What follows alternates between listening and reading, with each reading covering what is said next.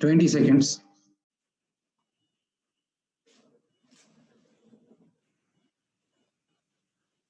Five seconds. Start, please. Good evening, everyone.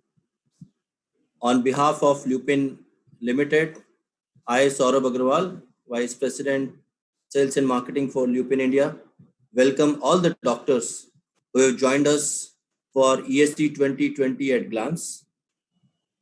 Heartfelt welcome to hundreds of doctors who have joined across India to get a glimpse as to what has happened in 4 days at ESC this time, which was a virtual meeting. We have a pleasant moment because we have some of the real top investigators, researchers from global arena, as well as leading cardiologists from India who will be taking us through this session today.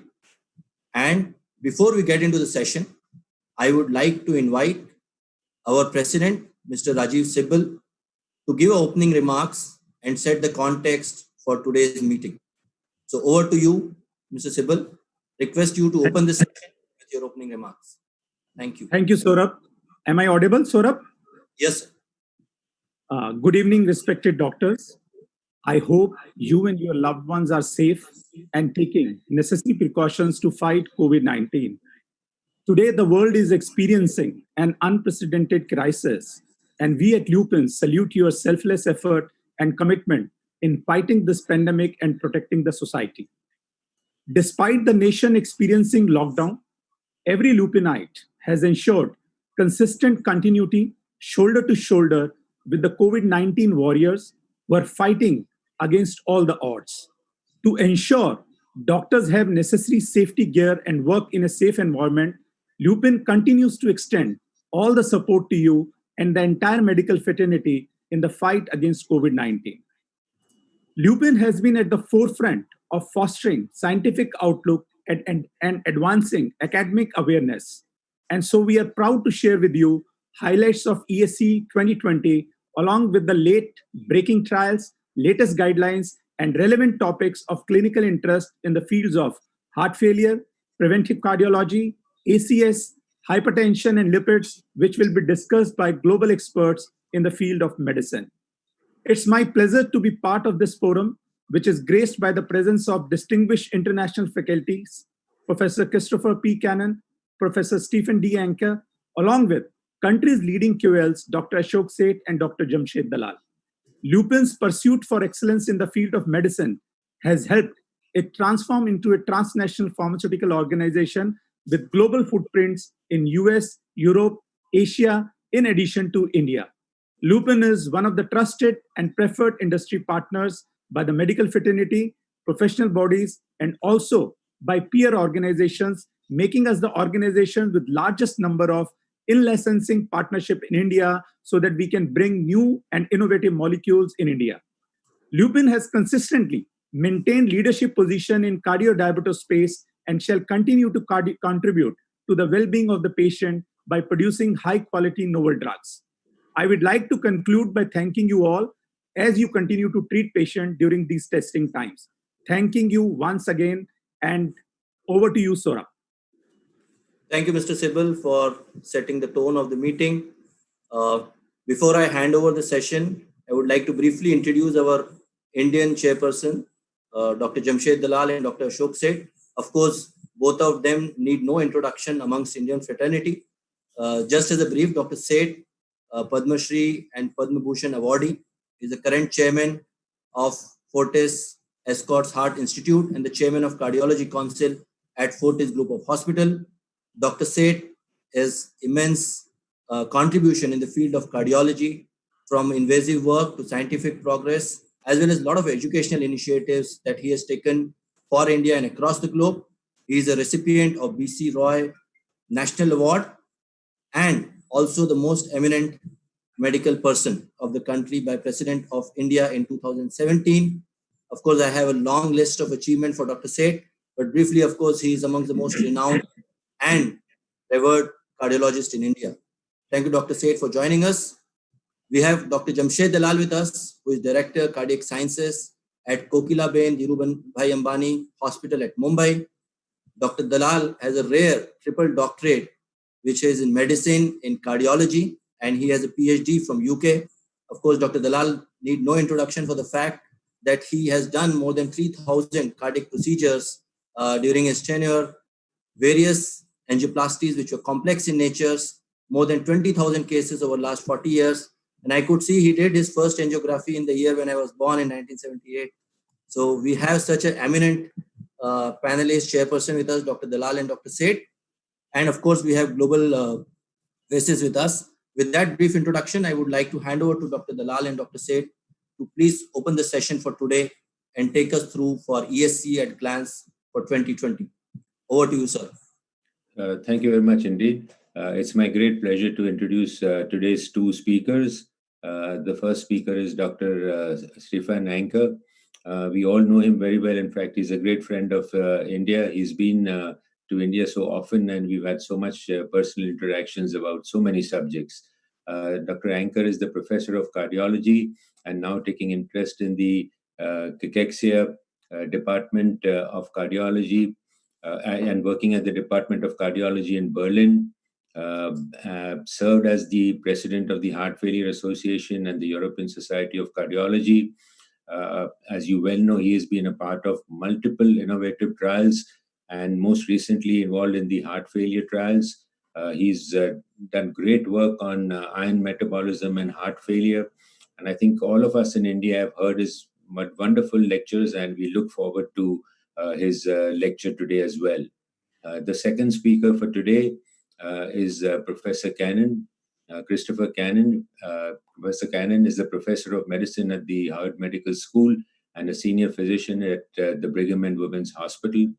He currently serves as the education director of the Cardiovascular Innovation Group. He has been for the last 25 years the main investigator in the TIMI study group, and we are all aware of the great work done within this study group.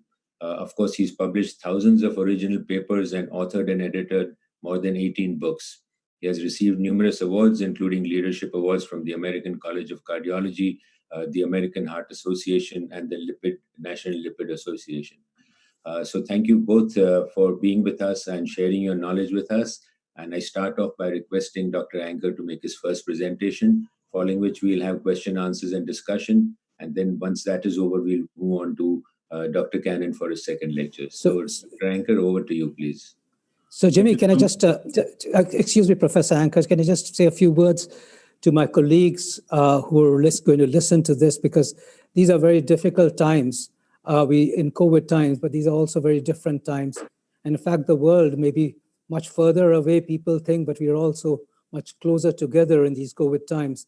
Not just the fact that we're fighting the COVID across the world together, but we're also on the virtual, on the digital front, with education, teaching, learning, have been brought closer together. So when we talk about 217 countries separated out, we actually now 217 countries together on a single forum and platform where we learn from each other. Now we're going to discuss, I just wanted to also put a preface to the fact for the listeners that it's only because Netherlands had shut down on meetings that the ESC had to be virtual this time. But ESC is one of the meetings looked forward to by most of the people.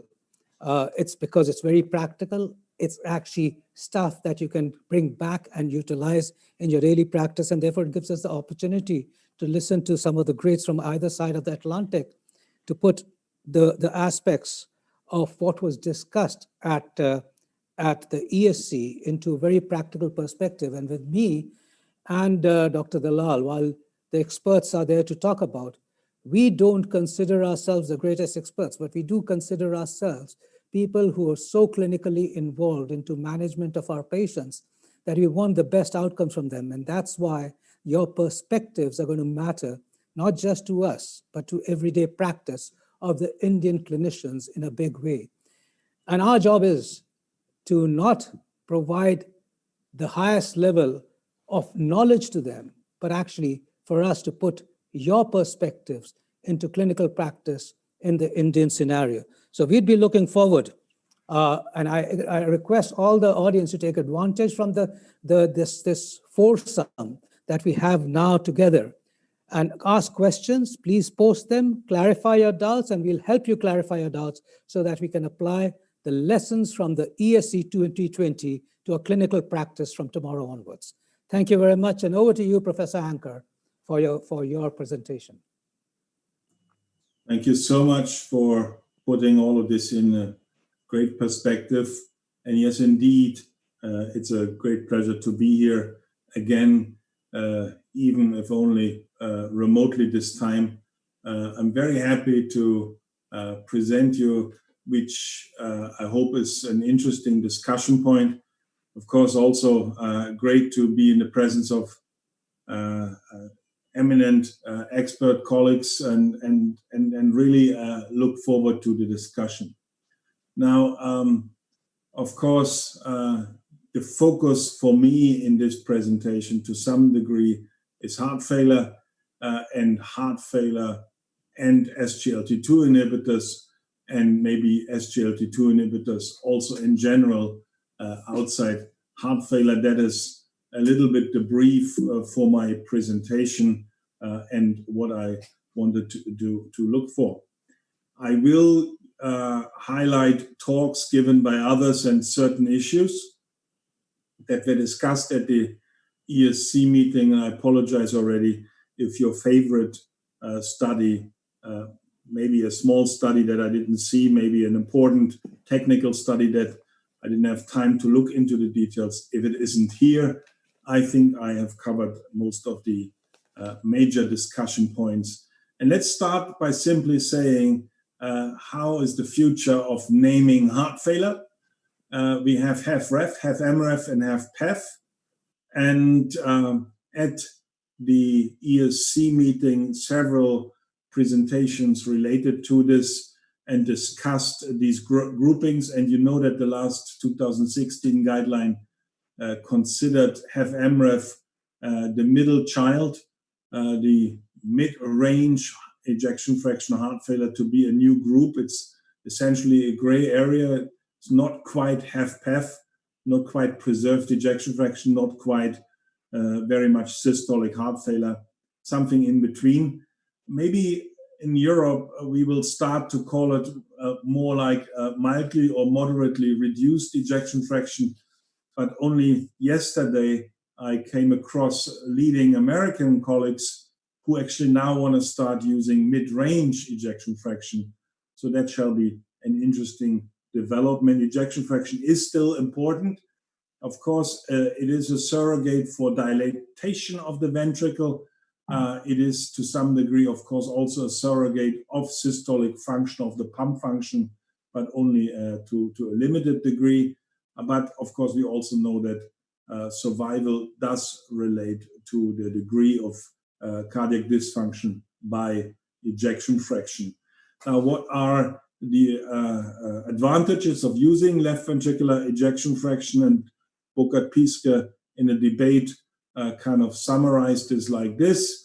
There is, first of all, worldwide acceptance. So really we are speaking a common language when we are describing by patients by ejection fraction. It's easy to obtain. It's a class 1 recommendation to assess for all the guidelines. And essentially, the classification is done by it, as you've seen, and the inclusion criteria for trials have been done, but also for devices. And alternatives to this are not really validated in our trials. When it specifically comes to heart failure with preserved ejection fraction, a reminder that Burkhard gave us to how the 2016 European guidelines looked at this and what kind of criteria are important. Echocardiographic natriuretic peptides, ejection fraction were mentioned. And he highlighted the fact that there are now 2 new scores. One published 2018 in the US, the H2FPEF score. And that score, of course, makes sense and it takes in obesity, old age, but also atrial fibrillation, and making then the question of how probable is it that you really have HFpEF. A very similar approach now with the HFpEF 2 score, and this is from the Heart Failure Association, just recently published, and we will see how the journey there goes. Now, Michele Seni highlighted on the types of heart failure, and is this really a phenotype in itself, focusing on myocardial hypertrophy, the inflammation aspects, the coronary artery disease aspect, and then the new possible treatments coming from it. Of course, RNAs are tested, and I shall come back to this with the Parallax study in a minute. Yes, MRAs. We know, of course, about TopCat. There is 2 other spironolactone trials in HFpEF going on, one in Sweden with America, one in mainly led by Germany. And interestingly, this is tax money supported studies, and Burkhardt is leading, Pieske is leading one of these trials. We shall see, but maybe also we will see in the near future. It was mentioned, the finerenone study, but this is to be seen. Now, there are interesting issues also around biomarkers, and they might become particularly interesting when you try to identify fibrosis, and using biomarkers to guide therapy. That principal approach for HFpEF may be a good idea, classifying patients by comorbidities also on the basis of such biomarkers. And lastly, he mentioned that maybe also because HFpEF is a bit complicated, we need to use machine learning approaches to try to see better what kind of phenotypes there are. And in this analysis here presented that was highlighted, 67 different features were taken in. I'm sure this can be done even more complex. The real problem is improving the point in therapeutic trials, because you will have to expose people on the one hand to this strategy and then to some alternative strategy. It will be rather tough to do all this. Now, when you're talking about the guidelines and treatments, there was a highlight that still this therapeutic algorithm is in place.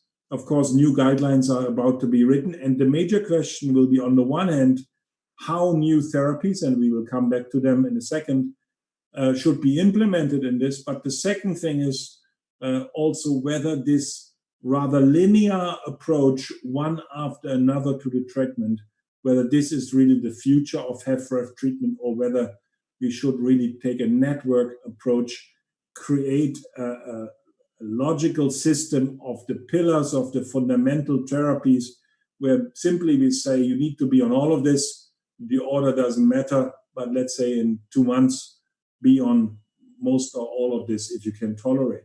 We shall see how this works. But still, and this is Deepak Kotecha kind of reminded us, there are still things we don't fully understand about these treatments that we are giving 1A recommendations. And as an example, he gave the beta blockers.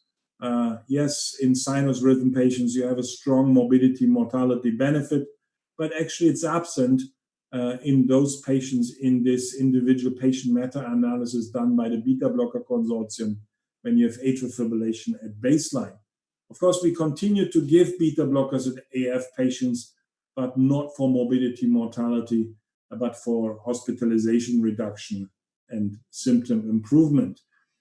There is the discussion of how to treat patients who are very old, how to treat women. There's reassurance that beta blockers work in both these scenarios. Deepak basically mentioned this. There is uncertainty how to treat patients with higher ejection fractions. And certainly for patients with mid-range or mildly reduced ejection fraction, 40 to 49, the data presented there indicates that there is a significant benefit with a hazard ratio of 0.48 in the cumulative kind of evidence base of the different beta blockers. And you can see here that this basically should inform us that such patients need this kind of therapy. Now, looking further into this, we know, of course, that patients with intermediate ejection fraction, 40 to 49, and then preserved ejection fraction may benefit to some degree from ARNI therapy. And the Paragon trial gave us some suggestion that this could be the case. It missed its primary endpoint. We want to look maybe at the totality of evidence.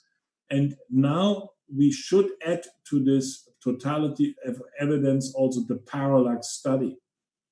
This trial was a 24-week randomized active controlled study. It had different arms where the base treatment was ACE inhibitors, ARBs, or no RASI at all. And patients then were continued either with enalapril or with valsartan or with placebo during a titration phase and then a maintenance phase. And the primary endpoints, I should say, surprisingly, was NT-BNP at week 12 and then the 6-minute walk test at week 24. The latter one, I would say, is a relevant one and would mean a benefit in itself. To use really NT-BNP per se, I'm sorry to say, I don't think there's any guideline yet or any regulatory approval for this yet. So it's a surprise to many that they've chosen NT-BNP and then these kind of many patients, more than 2,000 to include, to prove that point. You see here ejection fraction above 40. As a reminder, Paragon was 45 and higher. So in this sense, this trial is more liberal and really focusing maybe most on the mid-range ejection fraction patient. Of course, PEF patients, 50% were also included.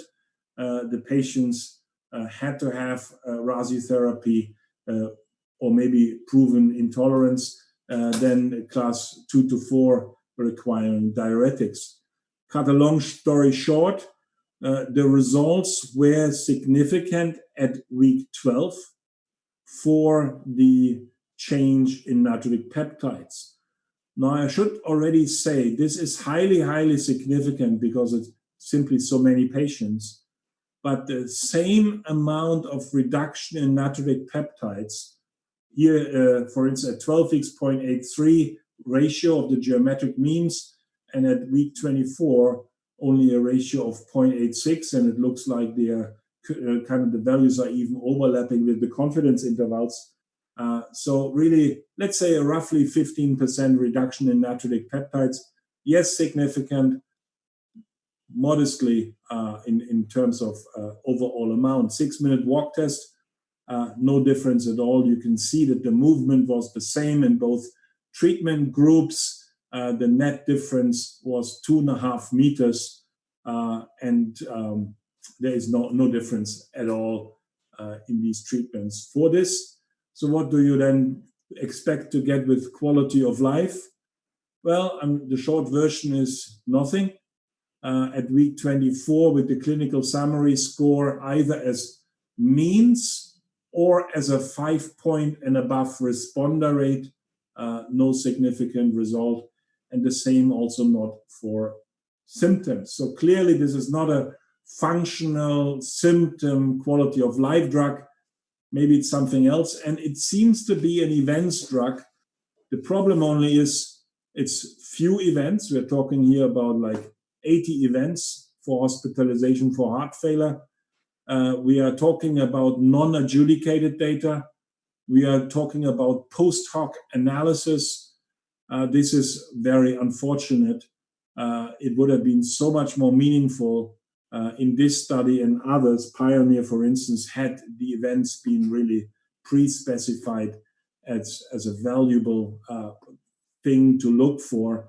But maybe the optimism in the investigators was only their post-hoc, but not a priori. And that is sad. That is sad because we need to be also reminded, and during the ESC we were reminded of this, that sometimes things that we believe are right are not working. And one of these things is, for instance, giving breathing mask ventilation for patients with central sleep apnea. And we thought this is an obvious thing to do. It is very clear that mask respiration improves the sleep quality of patients. Everybody of us needs sleep, and Actually, I like sleep, and I guess many people like sleep. Sleep should be something good. Now, maybe that's an assumption that needs to be proven, because the sleep quality in this study improved, but the mortality went up. Death for cardiovascular reasons, 34% increased. Trial was stopped prematurely. So post hoc analysis are not necessarily really the best guidance. We need to, for evidence-based medicine, do this prospectively. And of course, we have a similar problem with the treatment with MitraClip. Yes, we have one wonderfully working trial. That's the co-op study, where Greg Stone says that the inclusion criteria are relevant for about 6, 7, 8% of the heart failure population, possibly even less. The MITRA-AVAR study, another subgroup of patients with heart failure, a different one to some degree than the co-op study. The overlap of inclusion criteria was maybe 50%. One study very successful for mortality, and of course also for death and heart failure hospitalizations combined, more than 30% reduction. The other one entirely neutral. So we need to better understand what is going on. Device therapy are needed. Many of the important device therapies are currently still in trials, and because of COVID, they are delayed. We shall see what is going on with this.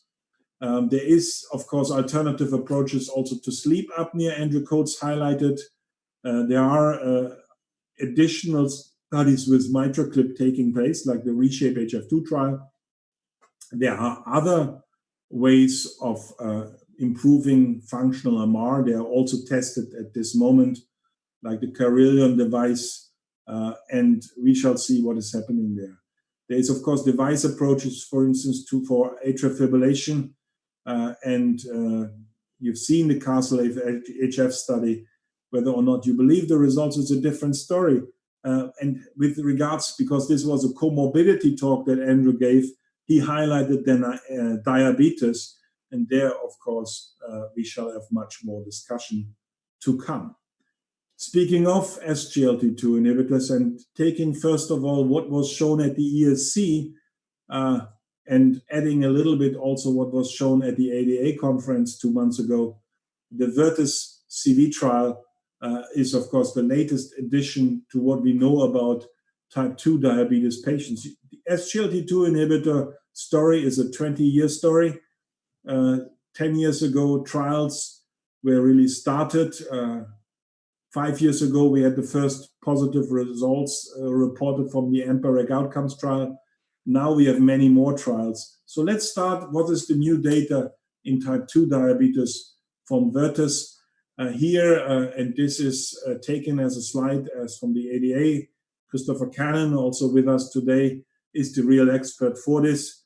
Overall, there was the primary endpoint met with the non-inferiority, but then the second assessment for superiority, unfortunately, didn't work out. The lower dose was better than the higher dose. It seems, looking at this in more detail, you can see that the different components only worked out of this MACE endpoint for the heart failure hospitalization, and interestingly also for the renal composite. There is very interesting results with a 19% reduction, but it remains to be said, and this was shown by Francesco Cosentino at the ESC meeting, that first and recurrent heart failure hospitalizations are strongly reduced. Now, one thing that I saw in the presentation of the ADA at the time didn't pay much attention to, not a significant interaction for the ethnicity approach, white, black, Asian. And you can see already here, there was a difference that is, in terms of the change, different hazard ratios, quite interesting to see. And of course, you now know, and this was shown at the ESC, that ethnicity is important relative to the response to SGLT2 inhibitors in heart failure patients, where the magnitude of benefit in white patient is Caucasian patient is less. Now, time to first heart failure hospitalization overall and by dose, heart failure hospitalization is reduced, Francesco Cosentino told us, regardless of the dose. and this was his summary. Really, it works in this context for heart failure hospitalization and was even more pronounced in the patients with the lower GFRs. Now, of course, if you look into this in the different trials with different SGLT2 inhibitors in type 2 diabetes, on the right, you do see Vertus. On the very left, you see empagliflozin. Very similar results, CANA and DAPA in the middle for heart failure hospitalizations. CV death, however, is different. And this is interesting if you put this in context.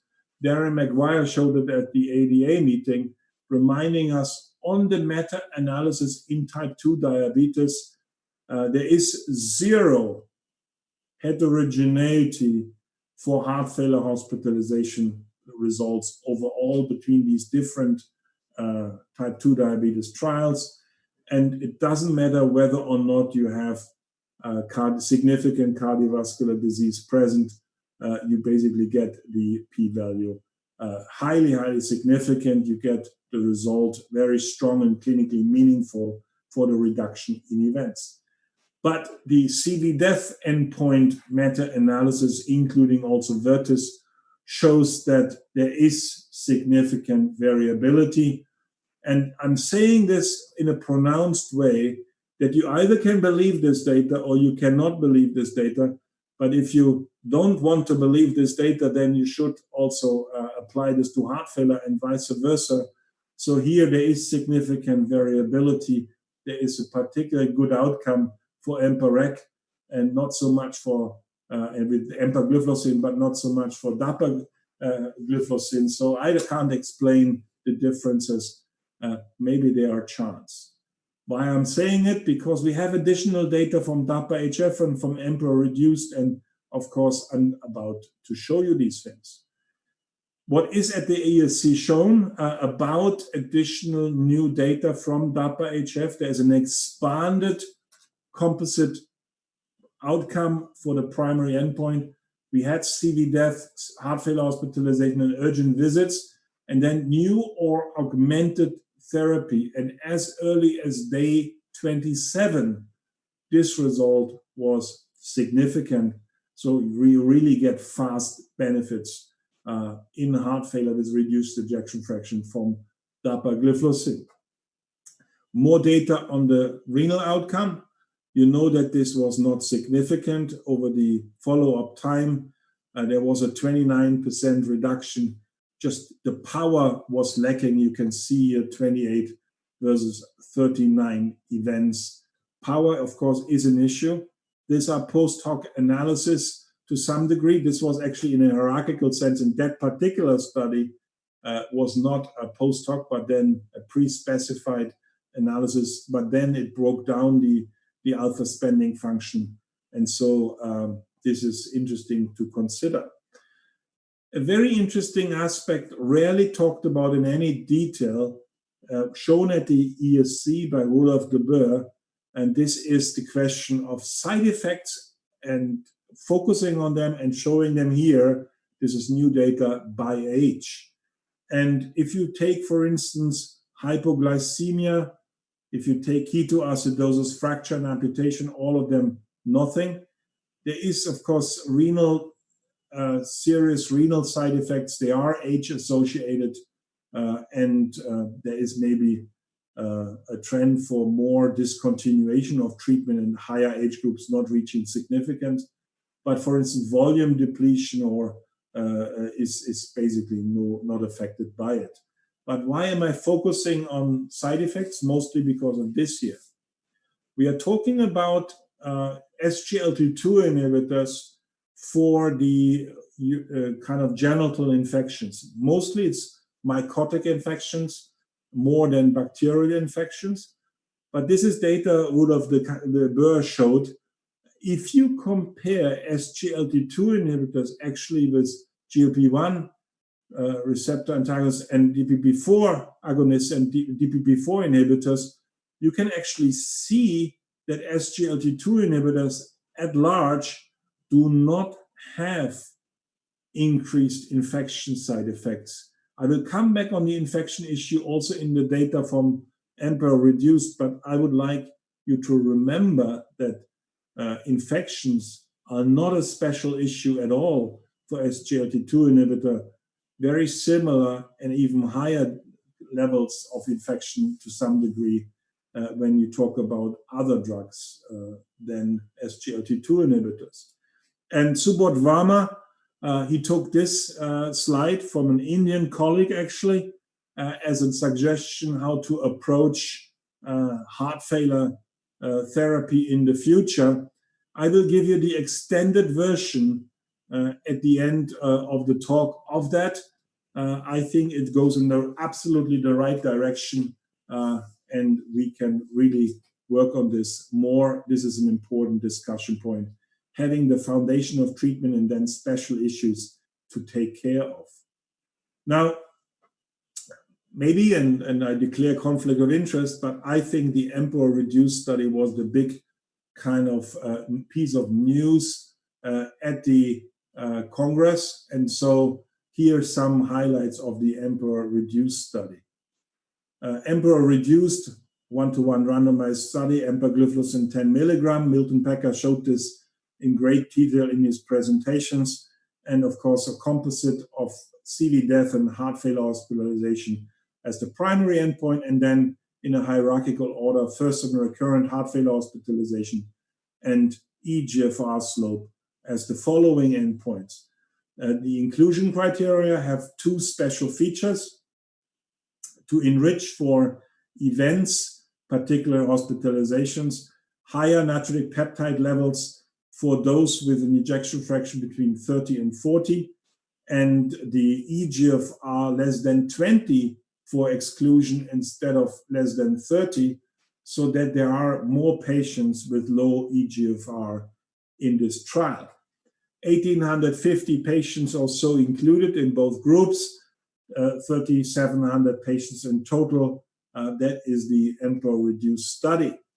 The study basically had ejection fraction 4% lower than in DAPA, so an average of 27, 1,900 NT-BNP, 62 GFR instead of 66.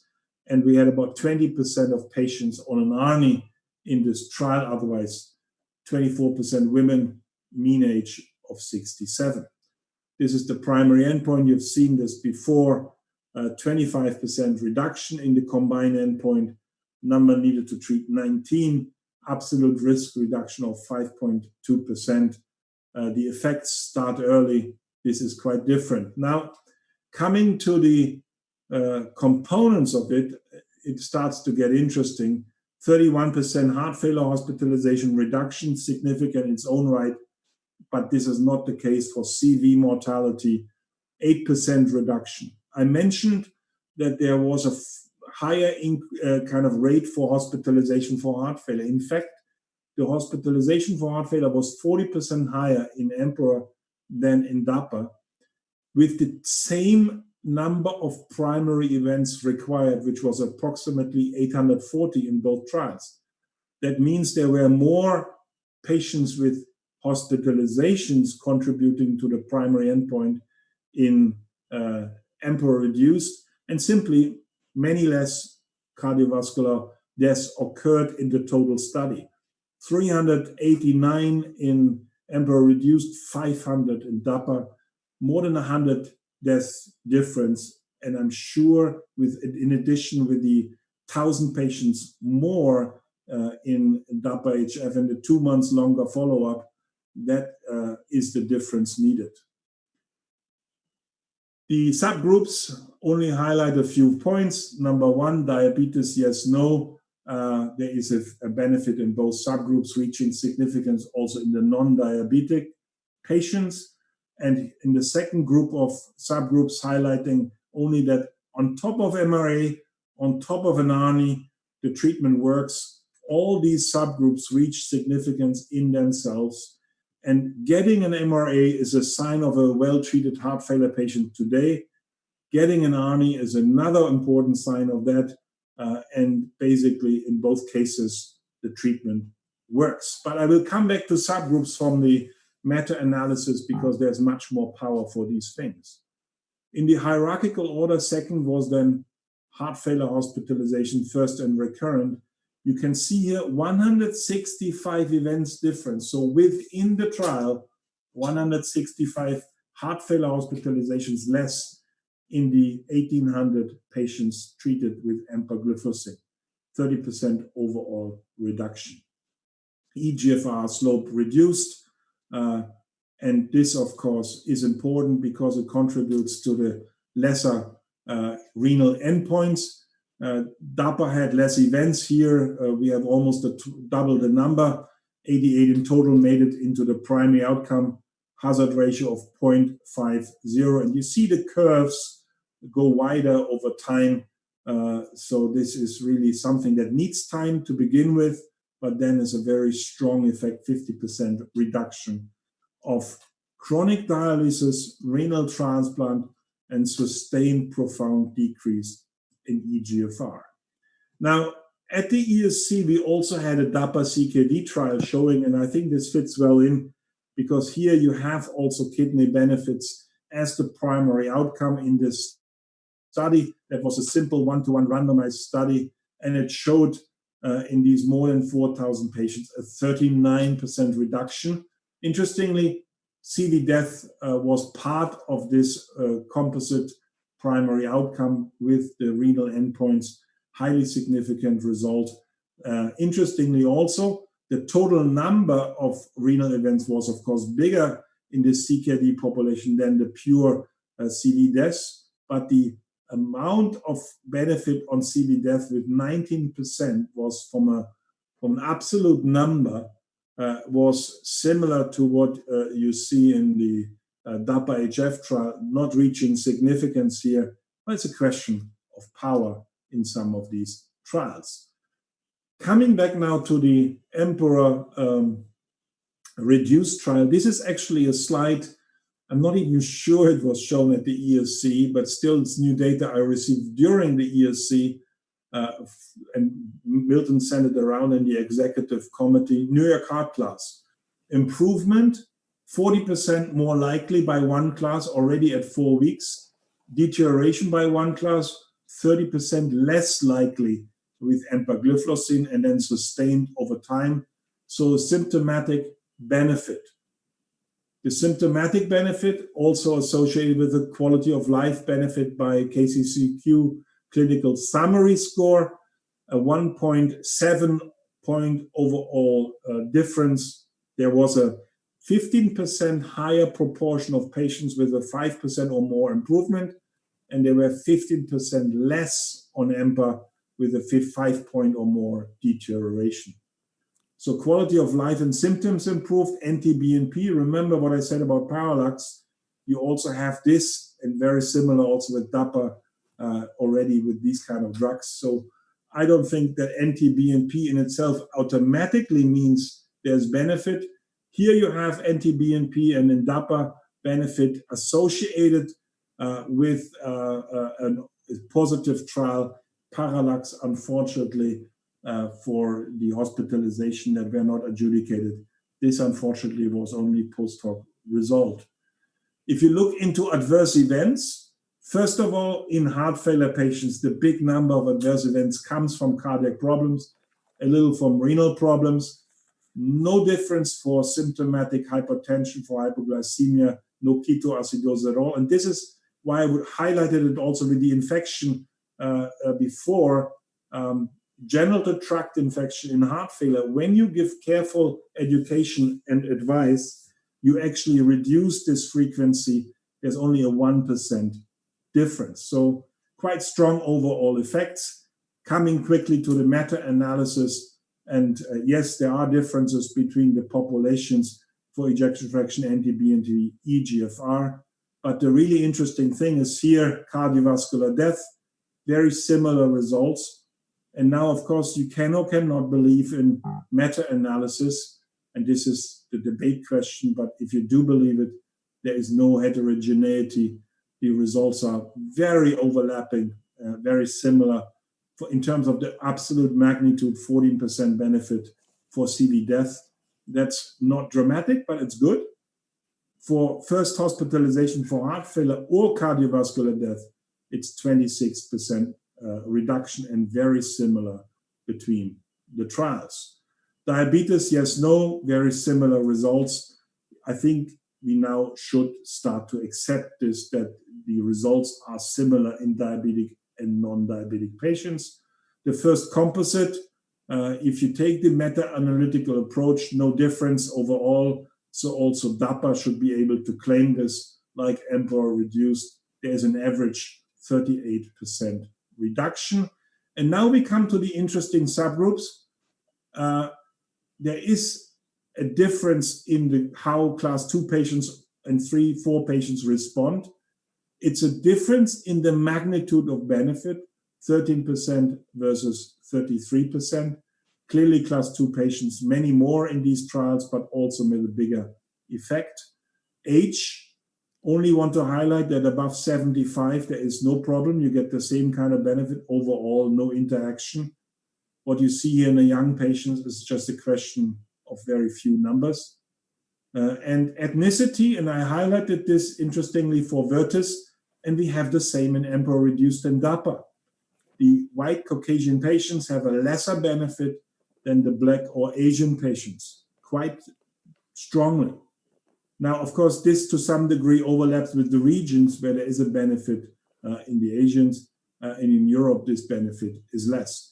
Whether we really get to the bottom of the regional ethnic differences, I doubt it, but there is no simple solution for this. Coming to an end, I would say we have in heart failure good therapies, but too often we are not giving them. Although they are indicated, we simply don't give them too often. Very often electrolyte problems are an issue. SGLT2 inhibitors don't have that. We should consider them as well. They are simple to use. Once daily, single dose, no titration, no reason not to give them. So I think one conclusion, and this was said also at the ESC meetings, that SGLT2 inhibitors should now belong into the pillars of treatment for heart failure with reduced ejection fraction.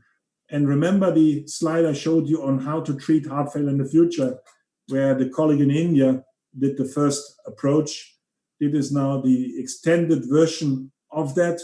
There is basically, you have the pillars of treatment, you have some devices, you have some additional drugs you give based on blood results, ECG results, history, or echocardiography. And with that, I would like to complete and say ESC was interesting, and many more things we need to still see. Thank you so much.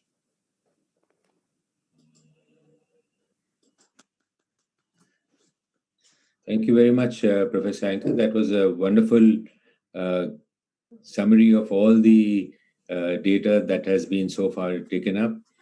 One interesting point I would like to raise, if, for example, these studies were done only in USA and Europe, the studies would be negative for SGLT2 and heart failure, because you showed that the white population was not significant.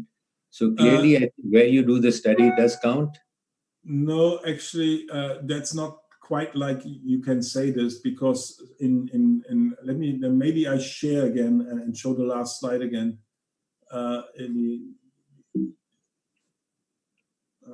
One second, I go to the end of the presentation with the regions, because it's not only a question of ethnicity, but it's also a question of region. And if you look here at Latin and North America, you get a very solid benefit of 30% in North America. So that is not a very at all. And I think I also said that you very rarely get to the bottom of these differences. And let me just say one thing. To my knowledge, there is not a single heart failure trial of beta blockers that was able to document in the North American subgroup that beta blockers give a mortality benefit. And this has led initially to some concern. It came out first with the MERIT study. I remember at the HFSA, a big regulatory discussion also on this. In the end, nobody believes that beta blockers don't work in America. They also work there. They are indicated there. They're in the guidelines there. They even reimburse there. These regional differences, they are underpowered and exposure to randomness kind of assessments, you shouldn't really give it too much weight. Thank you. So Professor Anker, that was tremendous. It was vast amount of data. And I guess that it'll take the audience a bit of time to absorb, to be able to put it into a clinical perspective in the practice. So I'm just going to try and help that to dissect out the data as I would be sitting in my clinic tomorrow. And how do I actually understand this? So let me first ask you 2 or 3 straightforward questions. It now seems to be the fact that SGLT2 inhibitors, it's a class effect rather than a specific drug effect. Do we start thinking of it accordingly? Depends on what you mean with class. So DAPA, it doesn't matter whether we use dapagliflozin or empagliflozin, we get similar effects. I think I can agree with what you're saying. If you're saying it's a class of evidence-based drugs for heart failure with reduced ejection fraction. Yeah. Now, it's a class effect for heart failure hospitalization in type 2 diabetes. I think we can agree on this. When you see it for 4 or 5 different drugs, then it may be a true class effect beyond the medicines studied. Okay. But that is not necessarily true for all types of endpoints, and it's not necessarily true for HFrEF. I'm pretty sure that the sotagliflozin soloist study will be underpowered and hence not successful. I can't know this because it's not reported yet. I don't know, Chris, what you think about that, but they stopped their trials early. Do you know, Chris, when they are reporting these sotagliflozin trials? I think very soon. They're in the final. I'm part of the committee it's in the final data checking and review. So I'm not sure it'll make the AHA, but I think they're trying. But I actually don't know the exact timelines. It would be fantastic to see it. I mean, soloist likely should be underpowered. The other trial, the type 2 diabetes, certainly the non-inferiority, it would confirm then the class effect if it's achieved. So Professor, this was interesting for EMPA that we had certainly worse patients in EMPA compared to DAPA-HF trial. Worse in terms of ejection fraction, worse in terms of their class group.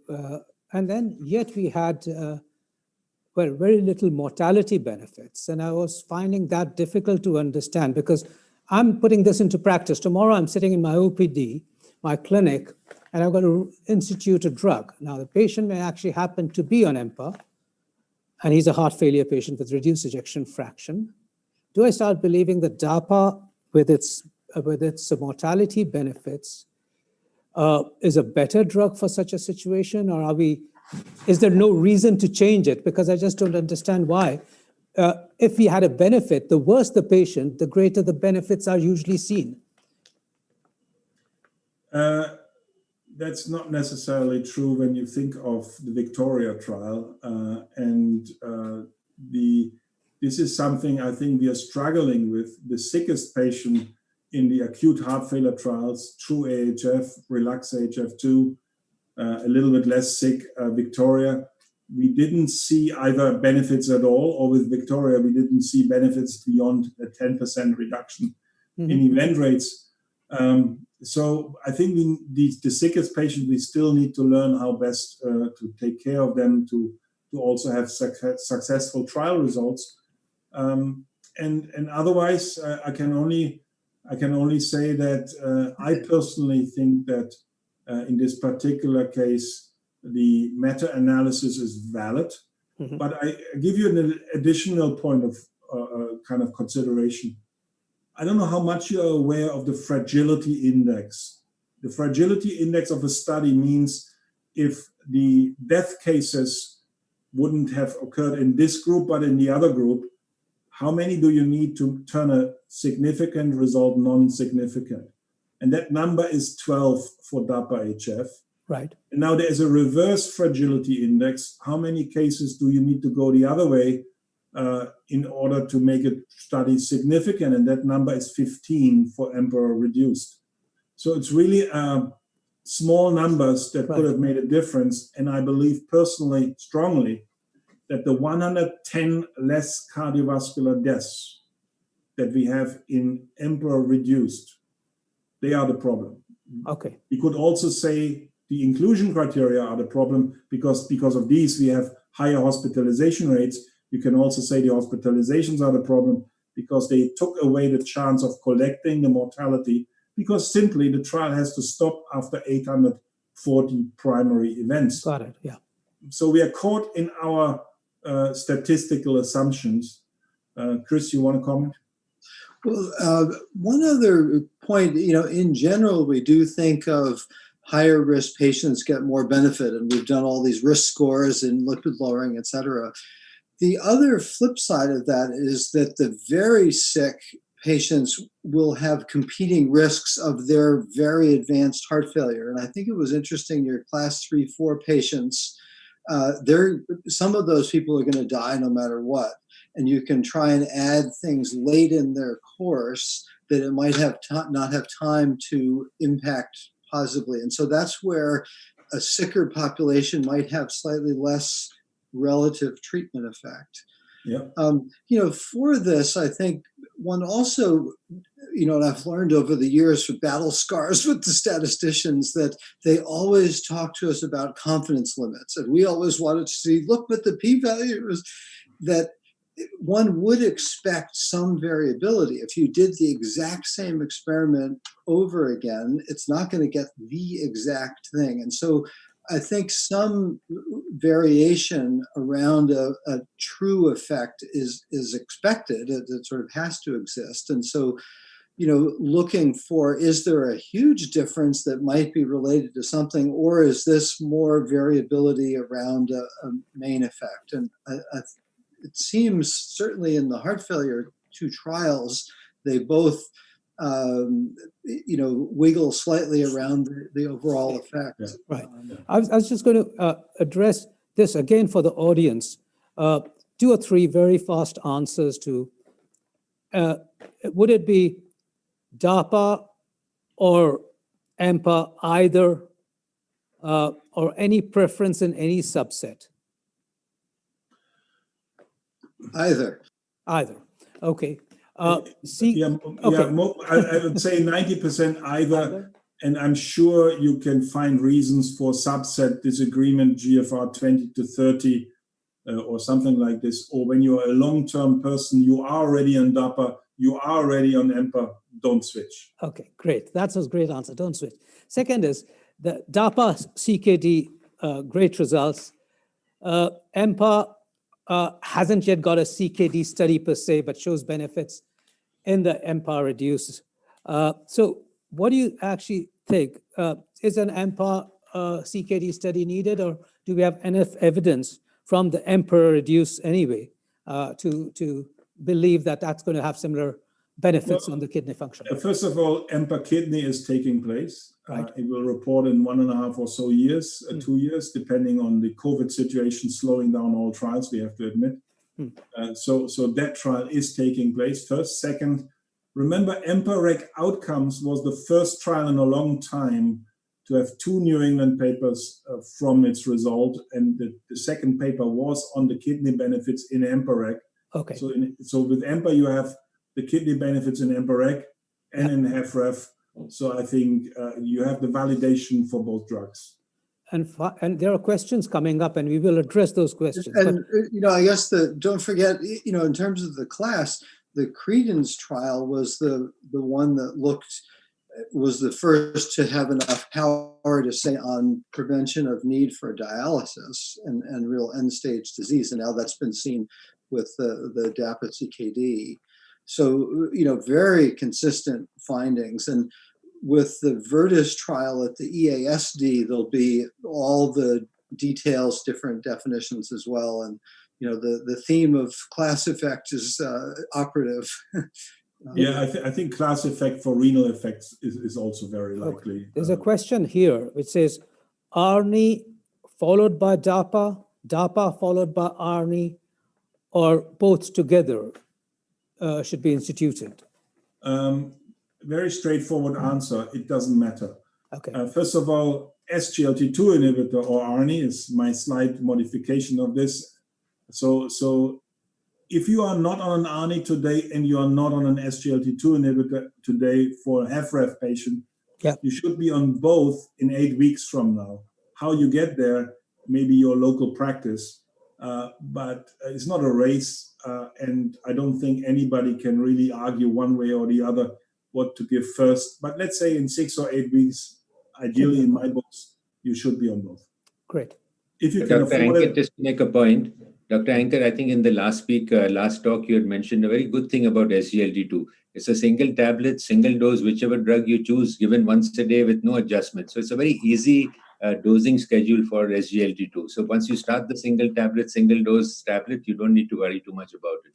And that's a point which you had made, which I think is very good for the audience to remember. Let's as a non-heart failure subspecialist, the last slide that you showed of all the different things that one has to worry about, I think is really impressive. Me as a general cardiologist think, I got to get the ACE inhibitor. I've got to try and get on the ARNI now. But there's so many more things even beyond that. And so when approaching a heart failure patient, I almost you have to lay out the notion that I need to see these patients once a month or more to layer on all the different therapies. So that's been my takeaway, that there's a lot to do to make sure that all the different angles are covered for these high risk.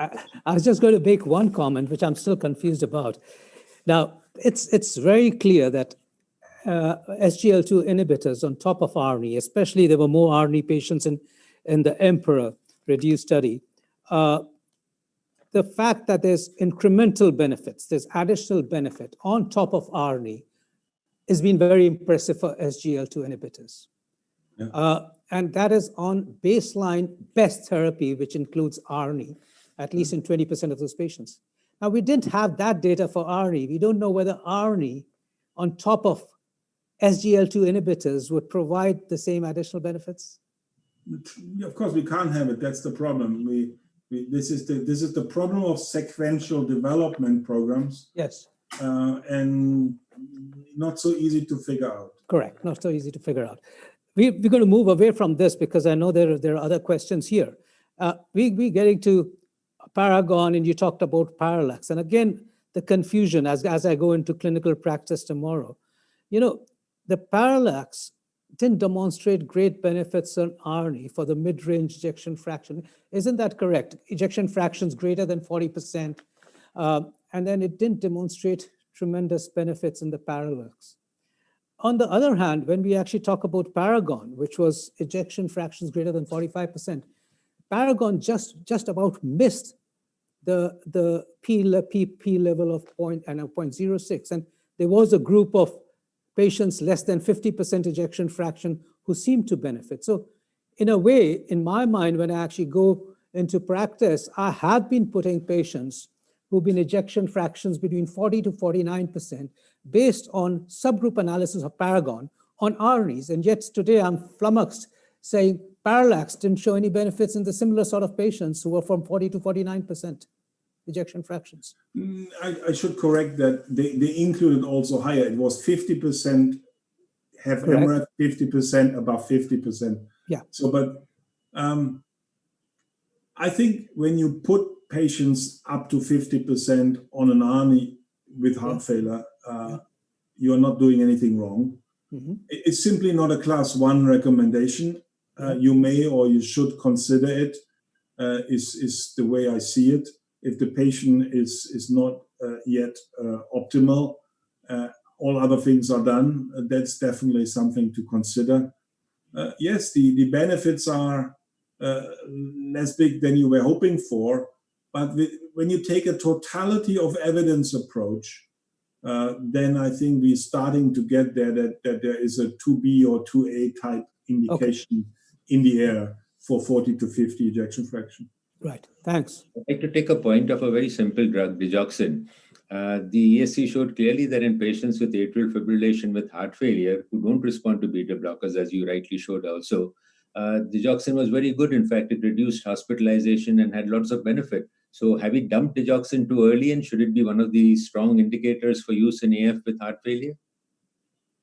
Well, it wasn't, but also for digoxin, it's subgroup analysis never really done specifically only for AF. And so, you can consider it, of course. It will be number 6, 7, or 8, but yes, it's possibility. You may consider that, or you should consider that.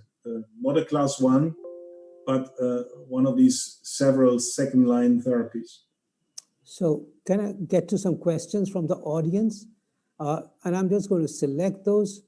Can EMPA be given to pregnant and lactating women? I guess very rare in heart failure, of course, and therefore I take the Fifth Amendment. With regards to type 2 diabetes, I don't know, Chris, do you know? Have you heard of any case like that? You're on mute. You're on mute. We'll have to consult the prescribing information. But, Absolutely. I think we should not be commenting on that because, I think this is important. And this was a DAPA CKD inclusion. The question from Dr. Pool from Surat is, what impact of microalbuminuria, present or not, on the effects of SGLT2 inhibitors on renal outcome? Professor Anker, wasn't this a part of inclusion into the DAPA CKD study? Yeah, as an option, how you get in, maybe, I don't know. In the DAPA CKD, it was, yes, but I don't know the interaction analysis there. I know there is no heterogeneity in EMPEROR reduced and in DAPA HF for kidney function and the benefits. Ashok, I think we should go on to the second speaker. We've gone cross more than 50% of our time. I think I was just about to say that. And that question answered. So I think I thought according to time it was 7:15. I thought it was according to the timing schedule which was given to us. That it was still 7:15 that the first session needed to continue, and the second from total was 2 hours. Anyway, I'll make one comment to ruin the timing, but on albuminuria, that's a really terrific marker of significant renal damage. And so if you look for it, then it reminds you that the kidney is sort of a primary target that needs prevention. So that's the marker of progression of renal disease. And so in Credence, you had to have macroalbuminuria in order to even get in the trial. Correct. And that's when you have a much larger percentage of the renal endpoints when you have albuminuria. So it's a marker that the kidney is really diseased and should be a key focus. Right. So I've taken out of all these trials that I need to start ordering albuminuria and processing it in my risk stratification thinking, because the benefits are really huge on the kidney outcomes in the higher the degree of albuminuria. In the DAPA CKD, it was the urine albumin creatinine ratio was at least 200 per milligram per gram to be included into the study. So yes, it was one of the criteria apart from the eGFR of less than 25 to 60. We have I have this program in front of me. It goes till 8:30. From 7:15 onwards is Professor Cannon's presentation. So we should answer a couple of questions which have appeared here. So we talked about the digoxin use. And Prashant Mishra, could you really, again, it talked about the class effect, which you just answered. While on DAPA in CHF with diabetes mellitus, should the dose of other diuretics be reduced? Yes, when you are starting an SGLT2 inhibitor, reducing the dose of the diuretic is recommended at the beginning. In many cases, you need to be watchful, otherwise you induce really making the patient too dry. This is one of the general recommendations, yes. Okay, There's two questions, surprisingly, on hydralazine and isosorbide dinitrate combination. The first question asks whether it's a relevant combination to use in the present times. And the second question relates to if a patient is intolerant to ANI, should we be introducing hydralazine isosorbide dinitrate combination or SGLT2 inhibitors? I have zero experience with this. This doesn't really exist in Germany Anymore. And so maybe Chris, you can comment on hydralazine nitrates. But and what was the first one? Sorry. They're both related to isosorbide dinitrate hydralazine combination, No experience with this. which used to be at one stage 20 years ago one of the therapies for heart failure.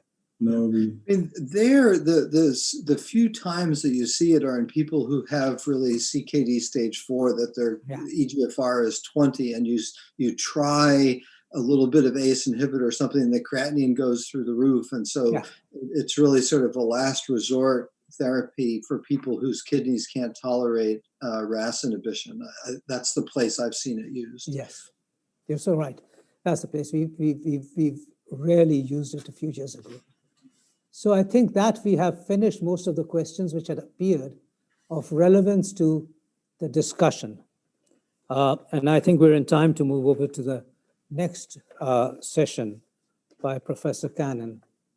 So Professor Cannon, I welcome you to your talk on your talks on, I think they're going to deal with a lot about prevention, about coronary artery disease. There it is, lipid, inflammation, ACS, atrial fibrillation, hypertension, and so on. And over to you, Professor Cannon. Look forward to hearing you.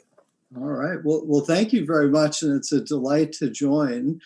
I think as you opened, the ESC is an amazing conference, and I don't know if it's sort of the timing of trials that, they are able to get all the results in sort of in the spring and rush them through the summer, but there's always a wealth of information and brand new trial data.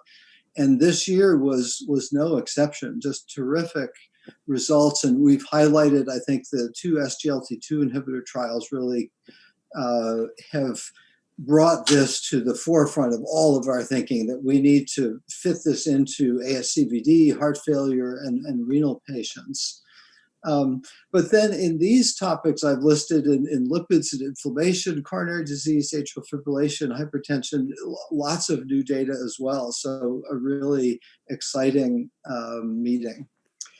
So I'll begin with one of the trials. This was on the first day, the Evaporate trial. Embarrassingly, this has 68 patients, but it was an imaging study, a mechanistic one, that looked at icosapent ethyl, or that was studied in the Reduce It trial, that had shown a 25% reduction in cardiovascular events. It's studied as known in patients with elevated triglycerides as a marker of dyslipidemic risk, and then had this huge benefit that went beyond the amount of lowering of triglycerides. And so many investigators have wondered, well, how does this stuff work? How do you get a 25% or even a 30% on total event reduction in cardiovascular death, MI, stroke, revascularization? And so there was an imaging study done in parallel to look at the plaques, and it was done with a CT angiogram, so a non-invasive test looking just 18 months later, and randomized patients to placebo or icosapent ethyl, and this is on top of statin therapy. And so the primary result is at the top, and a highly significant difference in the amount of plaque burden, where you had progression on the right of the placebo group and really no progression, tendency toward a little bit of regression in the icosapent ethyl group on the left. And then similarly, the total volume of plaque got lower with icosapent ethyl and progressed with just statin alone. And the biggest difference in the non-calcified plaque. And so this was a really nice link that we've had from the IVUS trials with statins and high intensity statins and other therapies, the PCSK9 inhibitors, where the reduction in clinical events is tracked with improvement in the plaques and the vasculature. So I think a very nice mechanistic underpinning of the quite astounding results seen in the REDUCE-IT trial. And so hopefully this will also help icosapent ethyl get approval from regulatory agencies and insurance companies, I suppose, more to allow its broader use.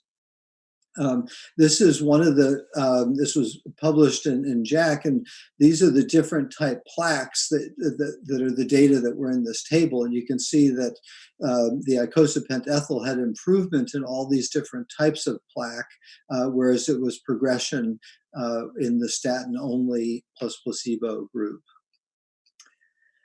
So a second big study was the LODOCO-2 trial that looked at the use of colchicine now as an anti-inflammatory drug in patients with chronic coronary disease. And this was presented and published simultaneously in the New England Journal. Very simple, of patients with chronic disease adding 0.5 milligrams of colchicine once daily or placebo had a standard composite MACE endpoint and had 5,500 patients, so a well-powered study, and had a really beautiful result with a 31% reduction in the primary endpoint.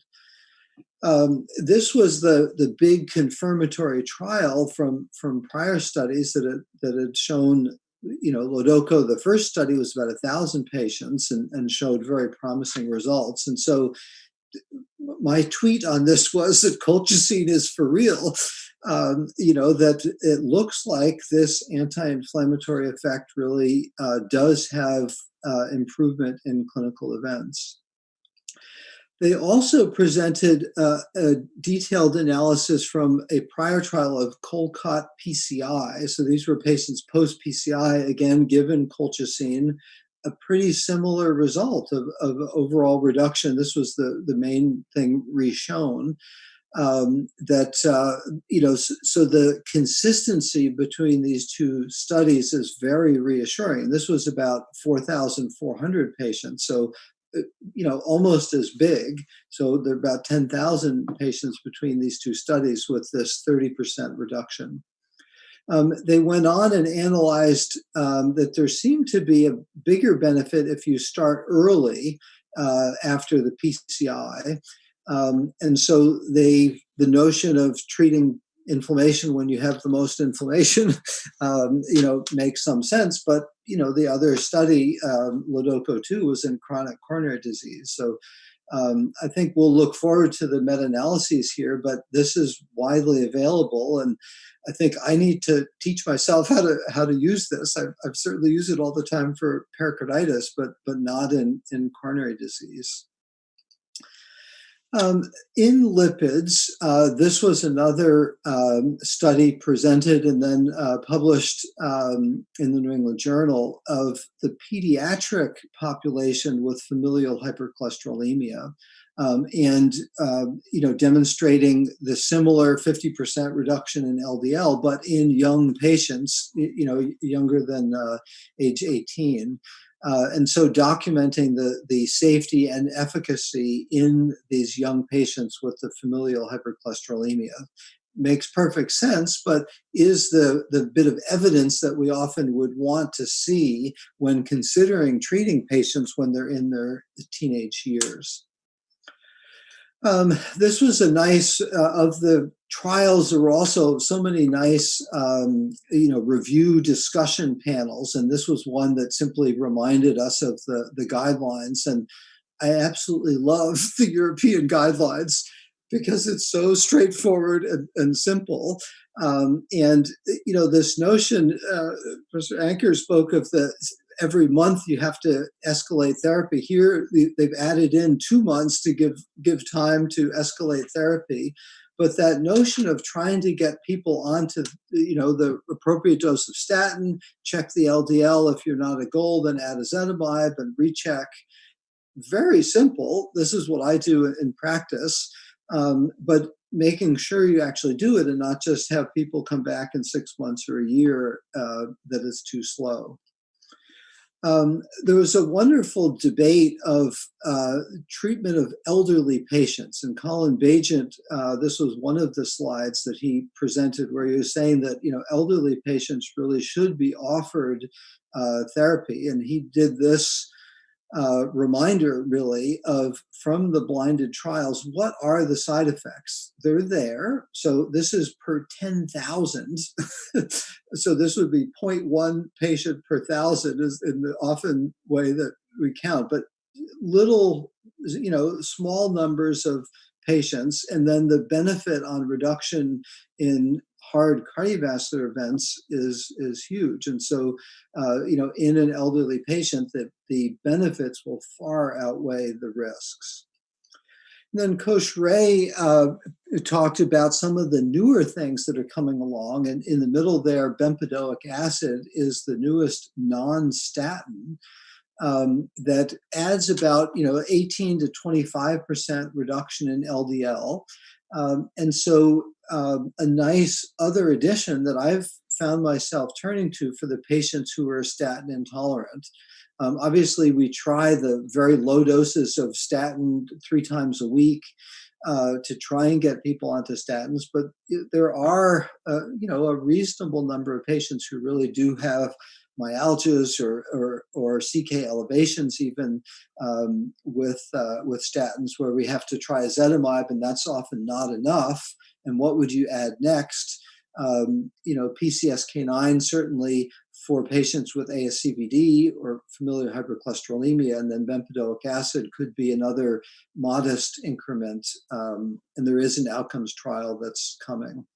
So I think a nice reminder that we also have to implement all these things that we had at last year's, guidelines and last year's meeting, and a call to action, really.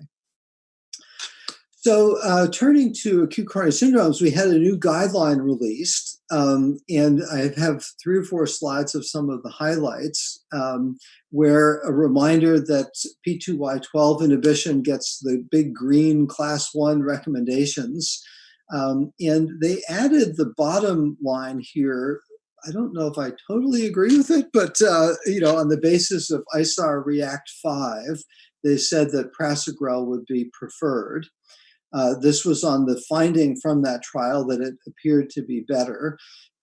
This was about a 4,000 patient trial that seemed to have different results than the 18 and the 13,000 patient trials that showed more similar differences relative to clopidogrel. I've taken it away as a reminder to say that, a lot of ticagrelor got a lot of, has had many other trials, and a lot of people forgot about prasugrel, that either one of the potent agents, I think, is good to offer instead of clopidogrel. And if it, is an option there, really terrific. But that was added, they added preference in this guideline. Another change in the recommendation was actually kind of backing off of the pre-treatment in the acute coronary syndrome setting. So should you give it the day before or the day of, even if you're going on for an early invasive strategy? And they say really not, that you may be considered for those who you're not planning to do an invasive strategy, but for those who are doing an invasive strategy, they made it a class 3 recommendation. And they said that, there are different trials. A COAST is probably a direct randomization of that.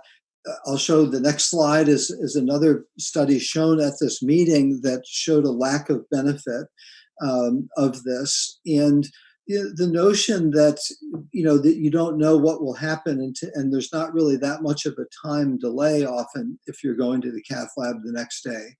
So I think I'm still going to treat for people that are admitted on the weekend to give them the few days prior to a cath. If we do plan a cath, say on Monday, but that would fall into sort of can be considered, I guess.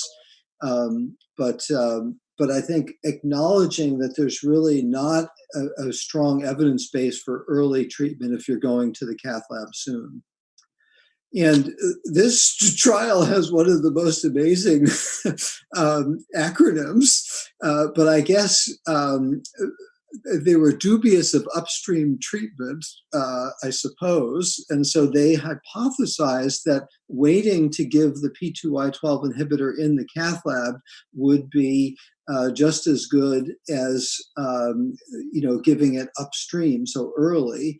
And this was stopped a bit early, the trial, but this is what they found of really not much of a difference.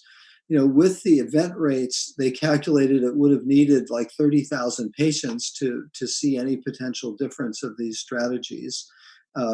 So a takeaway really is that the mandatory use of something in the emergency department seems a little less mandatory and really not recommended in the latest guideline. Then another recommendation now looks more for the long-term secondary prevention.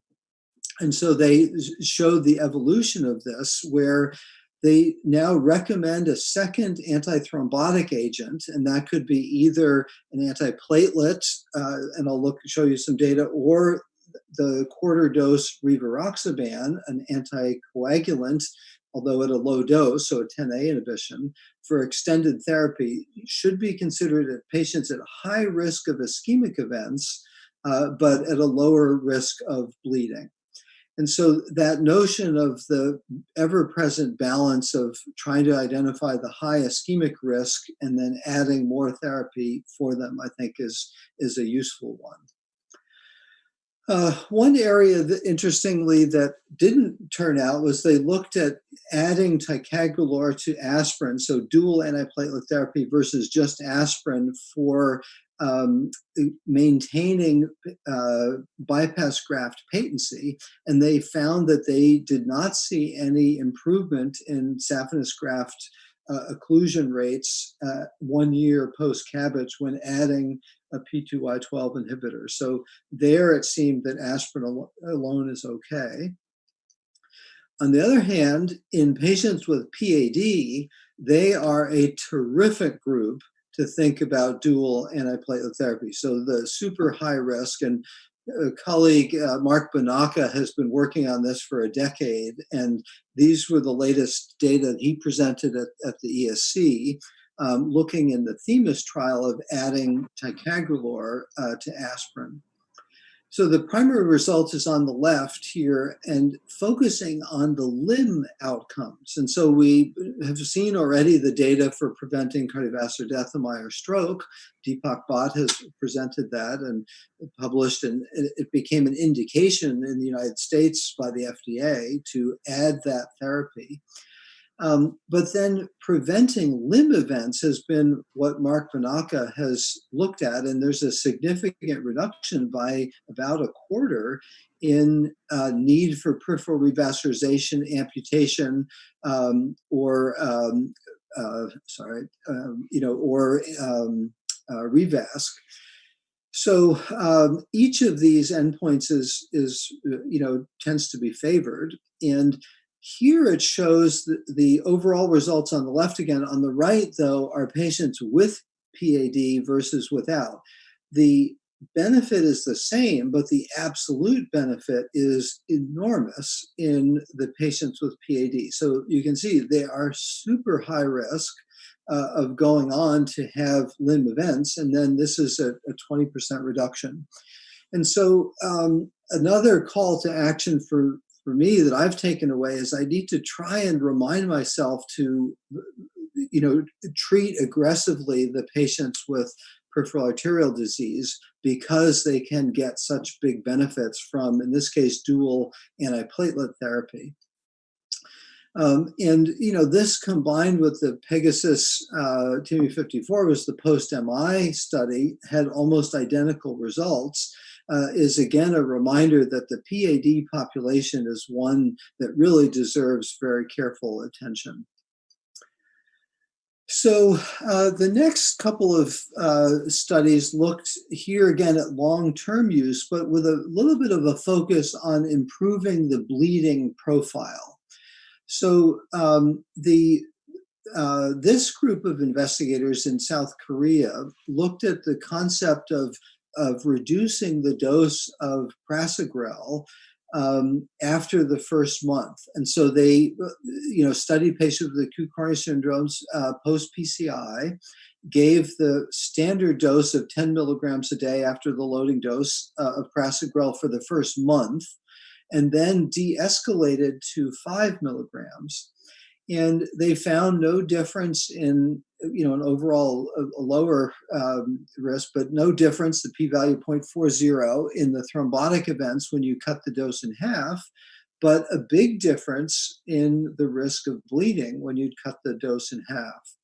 And so the notion of could you modify that dose downward, this was in an Asian population, and so might not totally translate worldwide, but I think an interesting concept. And that's their summary of this. Another approach was, these are older results, but discussed, Roxana Moran gave a talk about approaches to improving bleeding and alternate antiplatelet strategies. And so she had presented prior meetings and these main results from the Twilight result, where instead of adjusting the dose of the P2Y12, you simply keep the P2Y12, in this case ticagrelor, and drop the aspirin.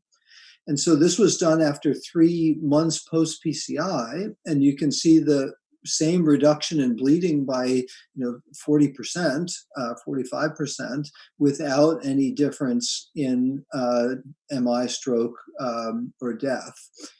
So that would be another way of, once people get into the stable phase, that you would then be able to drop aspirin as an approach.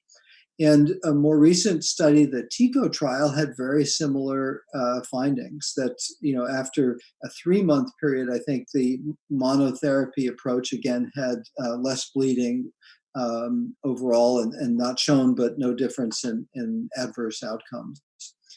So she summarized this concept of matching, and you saw it in the guidelines, this concept of, if you're at high ischemic risk and low bleeding risk, those are patients where you'd consider, she was saying DAPT, but we could bring in the dual antithrombotic concept here. Whereas high bleeding risk, you'd then move to a shorter duration and could then get those big reductions in bleeding. There are fewer patients in this low risk, and in the patients that unfortunately we all seem to see a lot of both high ischemic risk and high bleeding risk, then trying to adapt things. And the ticagrelor monotherapy, so the dropping aspirin, has been studied in exactly that setting and looks really good.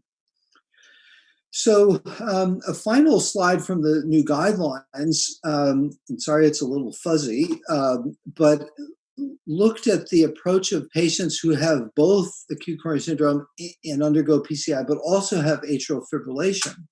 And they note, as shown on the right, that we have the 4 trials and now many meta-analyses of those same 4 trials, plus WOOST actually, with warfarin, where the notion of a default strategy has using dual therapy of just a single antiplatelet, so the P2Y12 inhibitor, and they put parentheses in NOAC that's really preferred, the 10A or thrombin inhibitor.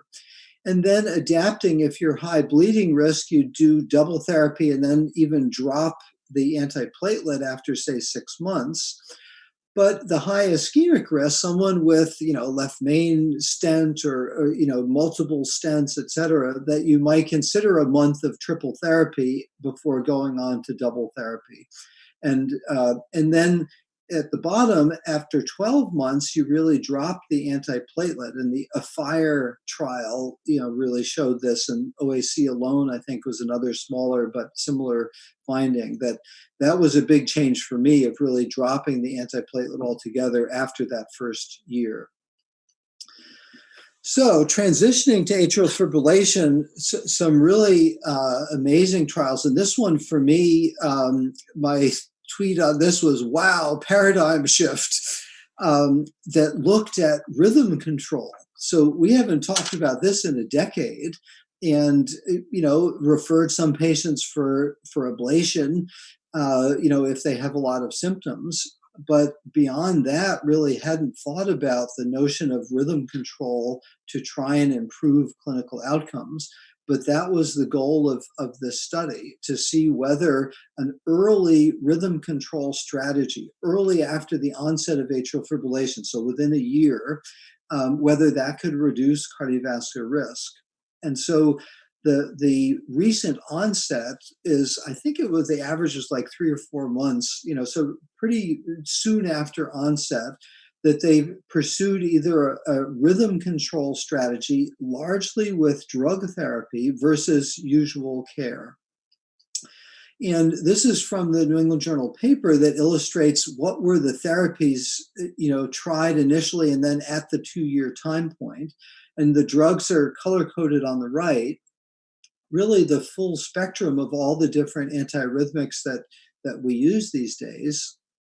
So just about everybody got some type of antiarrhythmic, and then ablation is shown at the bottom of 8 and eventually 20% of patients in the rhythm control strategy had ablation, and the remainder here, with drug therapy, and a sizable percentage stopping, versus the usual care of really just anticoagulation and not much rhythm control. And so shown here, it's in tabular form, not so, I don't have the curves as beautifully, but cardiovascular events. So cardiovascular death, stroke, or hospitalization for heart failure or acute coronary syndrome was significantly reduced by 20% or 21%, highly significant reduction. They didn't see any increase in the time spent in the hospital if you had to go into the hospital to start up some of those antiarrhythmics. And then, did see some adverse events from the rhythm control strategy. So it's not a symptom-free thing, about 5% versus 1.5%, but a significant reduction in cardiovascular events.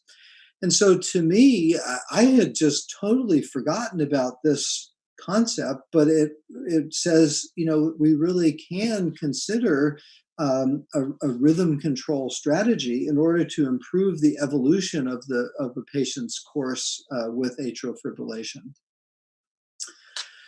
A second study that was really, I think, caught a lot of people by surprise was about digoxin. We had a few questions earlier, and they asked a question of should beta blockers or digoxin be used for heart rate control in patients with permanent atrial fibrillation and heart failure.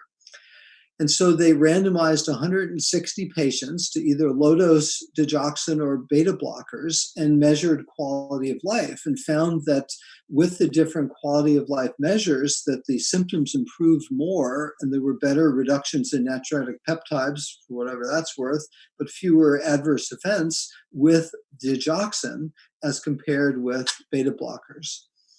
So I don't know, the first line seems a little strong, but this to me reminded me that we should be thinking about digoxin as one of the ways, and in heart failure patients, certainly HFrEF, that makes a lot of sense to have that as an option, but it really can be in the heart failure population something for us to remember as something in our armamentarium to treat patients, and they may actually feel better with that.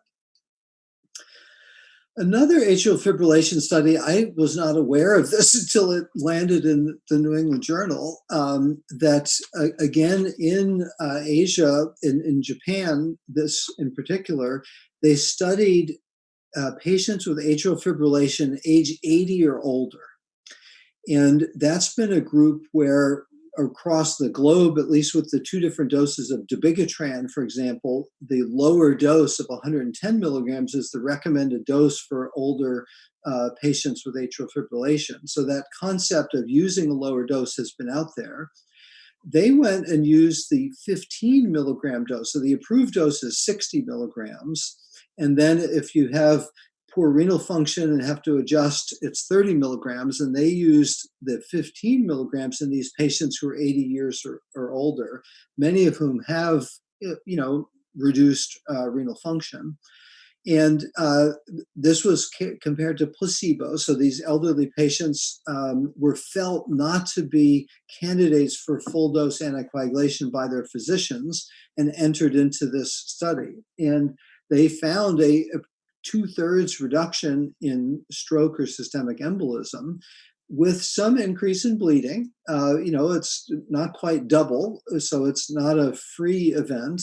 But obviously a big absolute benefit in terms of stroke prevention versus the bleeding created. So interesting in that over 80 population that there's another option that could be considered. We also had a new guideline for atrial fibrillation. It's a huge document. There are something like 25 figures, and I've just pinched out 2 of them to show a really nice concept of integrated atrial fibrillation management. And the notion that was touched on in heart failure of all the other different risk factors to be managed, that you need patient education, coordination between different providers, psychosocial assistance. These are often very old or older patients that have multiple different needs, and then many other risk factors. So a multidisciplinary approach is recommended and highlighted in the guideline.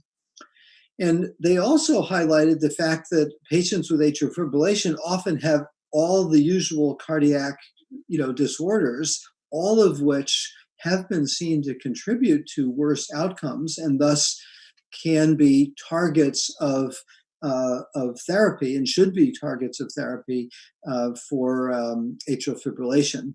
One from a prior meeting was alcohol, that there was a randomized trial of stopping drinking alcohol, and there was a reduction in atrial fibrillation recurrence as one example of how managing other risk factors can actually impact their outcomes. So a final few comments. This was a huge analysis from a collaborative group looking at blood pressure lowering.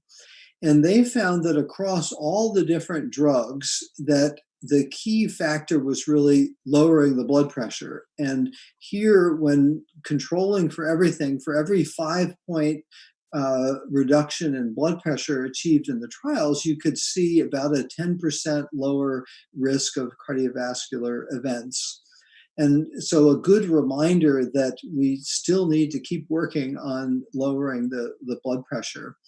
And this, they found, was really across the board, no matter what starting blood pressure you had or whether you had cardiovascular disease or not. All of these, per 5 millimeter reduction in systolic blood pressure, it's always better to have, the cardiovascular events are lower when you're able to achieve a 5 milligram mercury reduction. And so really a reminder that we need to keep working on that. It's one of those things that, I see people in the office, their blood pressure is a little high and I never know if it's real or not. We have a program at our hospital where we send a blood pressure cuff at home and have multiple readings sent in, and then we average them from home. There you then have a very reliable reading, and you can adjust medications on that basis. So 3 final little topics, but a very important one in valvular heart disease for patients undergoing TAVI. Or TAVR, depending on how it's described, what antithrombotic therapy should be used. Currently, there's a mix of like 10 different things that are used. This study randomized patients to aspirin and clopidogrel versus just aspirin alone, and had a huge reduction in bleeding with aspirin alone, and no difference in cardiovascular events, including ischemic stroke. So they concluded really that aspirin alone, as compared with 3 months of aspirin and clopidogrel, has lower bleeding and didn't worsen thrombotic events. And so that may become, and I'll defer to my interventional colleagues as to what they do, but this was the kind of data that we need, randomized trial data of what antithrombotic regimens. And, here more is not always better. And we're realizing that being judicious in the antithrombotic therapies that we've just covered in antiplatelets and AFib, et cetera, really can be helpful. Another study looked at how quickly should you transfuse patients. And this was in a high-risk cardiac patient. Should you be very liberal or restrictive?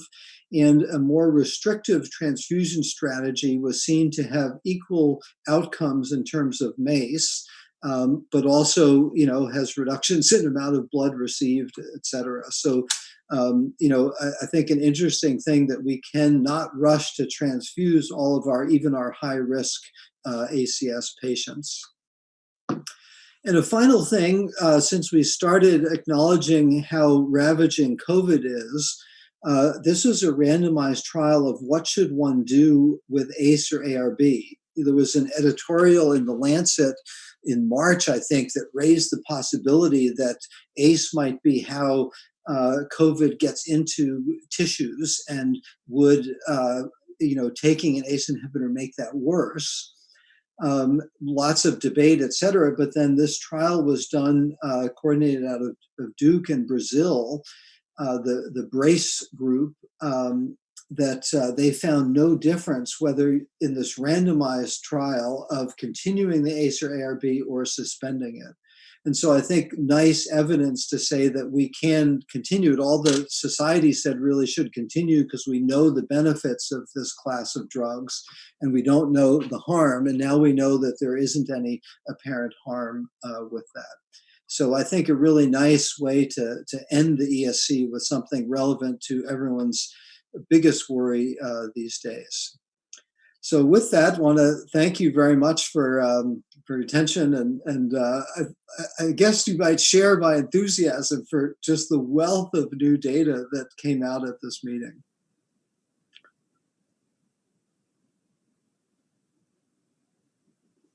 Thank you very much indeed for this beautiful covering of so many large number of topics. I think it's interesting how different topics come up at ESC with different views. One simple question: if there is a trial which is positive with a new drug, we all jump for it. But I'm sure we are not going to jump for colchicine. For some reason, I feel that there is enough data with colchicine, and yet I somehow feel that we're all not going to start colchicine, say, as Ashok said, from tomorrow in our patients. Why is it that we respond differently to new drugs than old drugs which show benefit? Well, Bayesian theory is probably operative, that we get locked into ideas. And I think Stefan showed a lot of things that we thought used to work, then we realized, whoops, they don't, or the rhythm control thing, I'd signed off of that, and then suddenly it's back. So I think we come with a understanding, we think we know what we're doing, we're trying to offer that, and it does take time. But the looking towards having multiple trials is really the key. So, with the SGLT2s, initially it was very exciting, but we sort of tiptoed along, and another trial and another trial. Now it's like every single trial is hugely benefits, so we really have to. There are now a few with colchicine, and I think, it's incumbent on us to try and use that, and we'll look to the guideline committees, I think, to synthesize this and make a recommendation of who would be the ideal patients. So we'll have to synthesize it a little bit as to where the real benefit, could be. Yes, I think one of the other reasons is that it's not an easily tolerated drug either.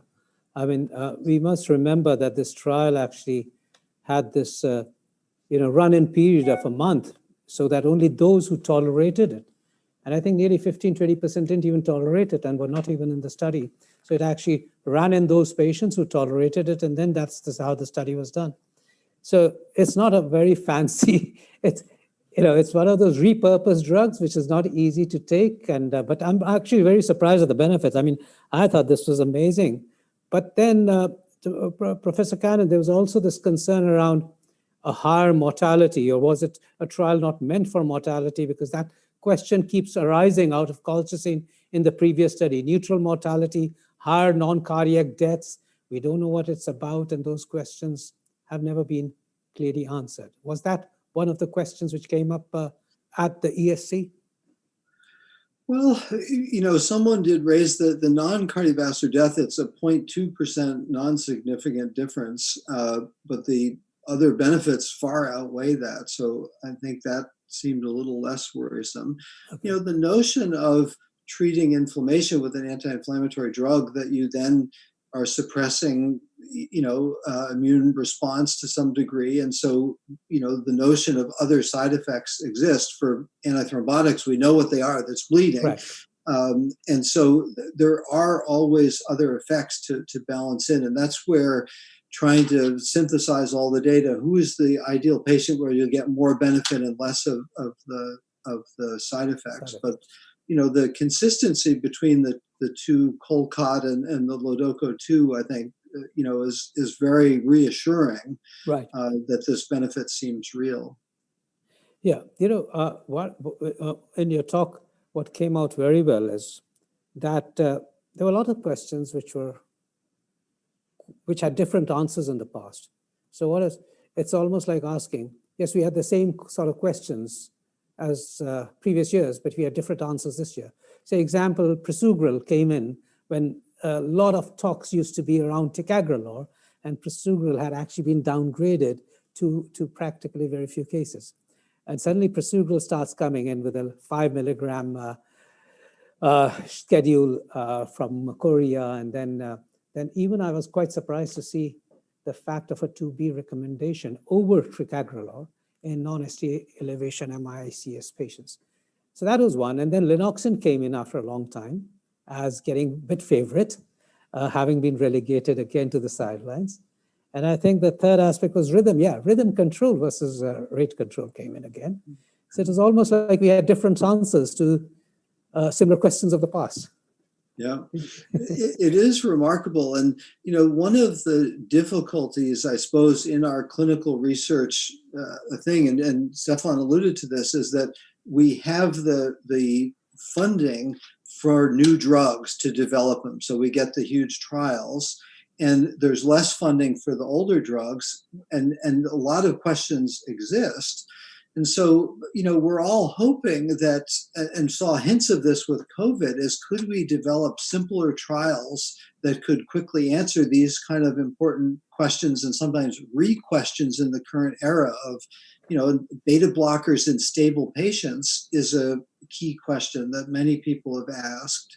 And it would be nice to do a simple trial in stable patients with beta blockers, yes or no, do you need them or not?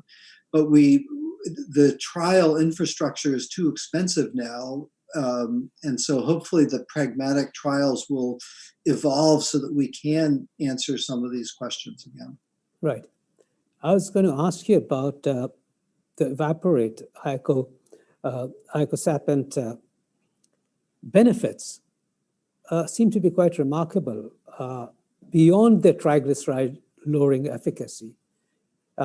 That was again shown in this in the evaporate study. Basically, perhaps that reflects the mechanism of action of icosapent, which is not directly related to triglycerides. But then it brings us to the point: are we ready to use that? I mean, these trials have not really lowered the LDL cholesterol to the same guideline-directed levels, and then have introduced icosapent into the regime. Say, for example, these are not patients on ezetimibe. These are not patients who had PCSK9. I'm talking about incremental benefits versus addition of icosapent. Well, there, thankfully, in the REDUCE-IT trial, the LDL achieved was 70. So they were very intensively treated. I think 99.6% were on statins. I forget what percent intensive, but LDL at 70. So I think there, thankfully, the trial was done well to say this is a benefit. Understanding the mechanism is always, it takes us a decade or two after, a given trial result that we fully understand. But a takeaway has been, and a guy, Mason Freeman at the Mass General, has been studying EPA for a decade or more. And apparently this is a molecule that will soak into lots of different tissues and then stabilize them. And that may be more of the mechanism. And, they had analyzed the EPA level in the blood as a key factor of relating to benefit. And so we will need to learn, but thankfully we do have the big clinical outcome trial with Reduce It to say, it has one or two side effects. It's not side effect free, but huge benefits, so that it does look like a very good therapy, and maybe especially relevant in India, because the dyslipidemic lipid profile is so prevalent. Absolutely. Everywhere now, but especially in India. In your practice, when do you use the icosapent? Well, so I do it at the end. So I do the European guideline for LDL, a very simple statin, check the LDL, ezetimibe, PCSK9. And then I look at the triglycerides, and if it's above 135 milligrams per deciliter, then I add the icosapent ethyl. Okay. And one or two other times, I don't know if this is always relevant, sometimes I can't get the PCSK9, and someone who has the LDL is still not perfect, but I can't get them the PCSK9, then I'll add, and if they have high triglycerides, I'll add the icosapent ethyl as sort of the added protection there. But in the EVAPORATE trial, the statin group of patients, the placebo group they had increase of plaques, etc. on the imaging. Now, when we do a PCSK9 or a statin trial, they usually show regression of the plaques. So why did in this particular study the plaques increase? We should actually have a study where you get regression of plaques with statins, and then this drug should produce further reduction of plaques. Then I would think that the drug is beneficial. Why is it that in the statin group the plaques went up? They should have gone down in the first place. It's a good, it's a 68 patient study. So, but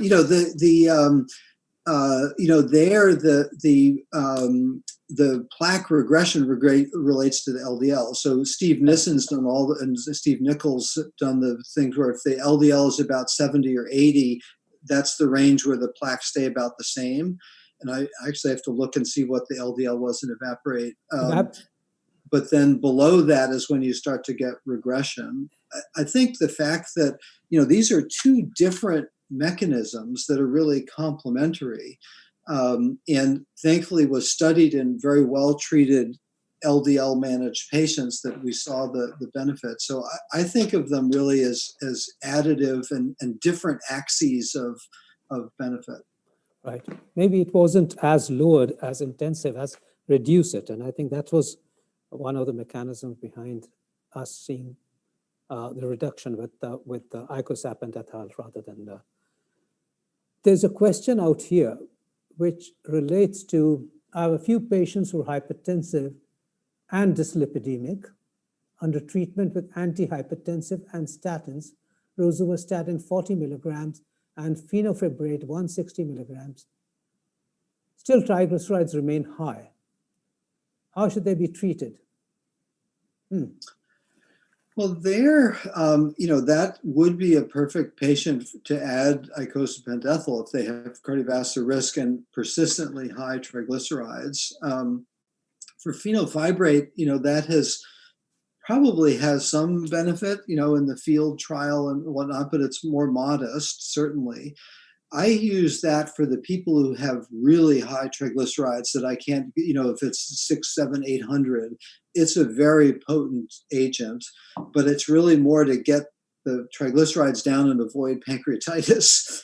But for cardiovascular benefit, the icosapent ethyl, has been shown to be of benefit. So, right.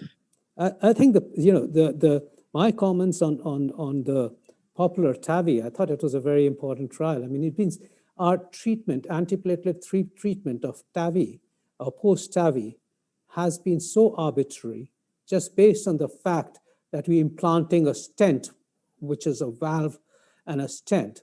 And therefore, times immemorial and traditionally, we've had DAPT.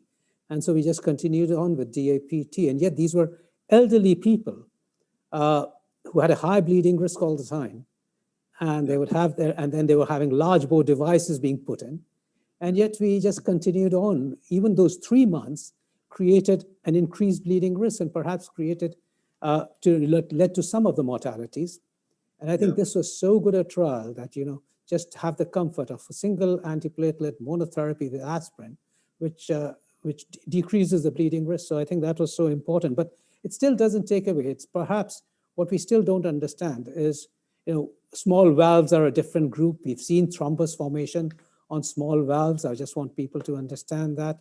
So is that a group which would benefit from dual antiplatelet rather than single antiplatelet?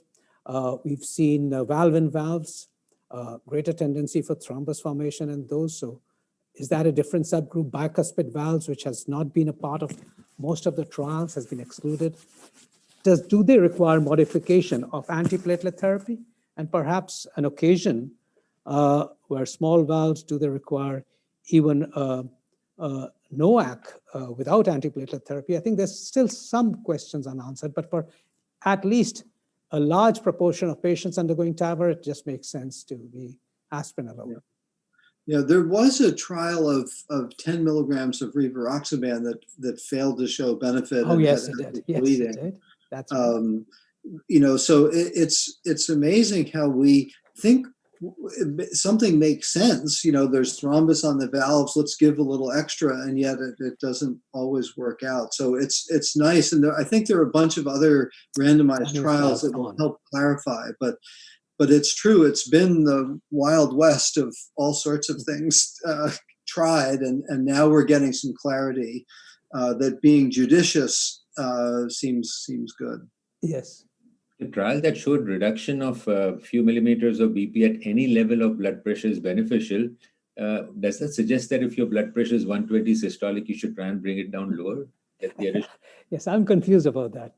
Thanks for asking that question. That even at the 120 level, it said the same thing as the 170 level. So, I mean, why do we stop at 130 now? I mean, that raises the question in my mind. It does. Yeah. One of the practical things I've seen is that what blood pressure, that in the studies, they're usually done by research coordinators in a quiet room. They do 3 pressures under very controlled settings, and then you get good results. You can average them. Whereas in my practice, anyway, I have the medical assistant do a blood pressure, at least when I was in the office, and there's much more variability. People had to try and find parking in Boston, and so I never know what to work on. And so the notion, and I think there's another paper just out of the benefit of home blood pressure monitoring, where you can get the quiet blood pressures, get multiple ones, and average them over time. To me, that's then a number that you could work with and say, okay, we're getting a consistent finding of X, let's escalate the therapy. And, I think getting to 120 should be fine on a quiet blood pressure like that. But, the getting better precision of what blood pressures and how many, I think may be a big help in trying to get better control of blood pressure. The ESC guidelines suggested that change to dual antiplatelet therapy for 1 year as a better option. We know the Twilight study said that dual antiplatelet is not good. So in practice, what do you all do? Do you all now shift over to using only ticagrelor after a month? Do you continue DAPT? Do you reduce the dose? Because I think different trials are showing different results, and I think that the audience would get confused. So what would be your sort of practical guideline for DAPT management? I know it's easy to say, look at high bleeding risk and low bleeding risk, but that's not usually possible. They usually have, as you said, most patients have high bleeding risk and high ischemic risk. So what is the practical solution for this?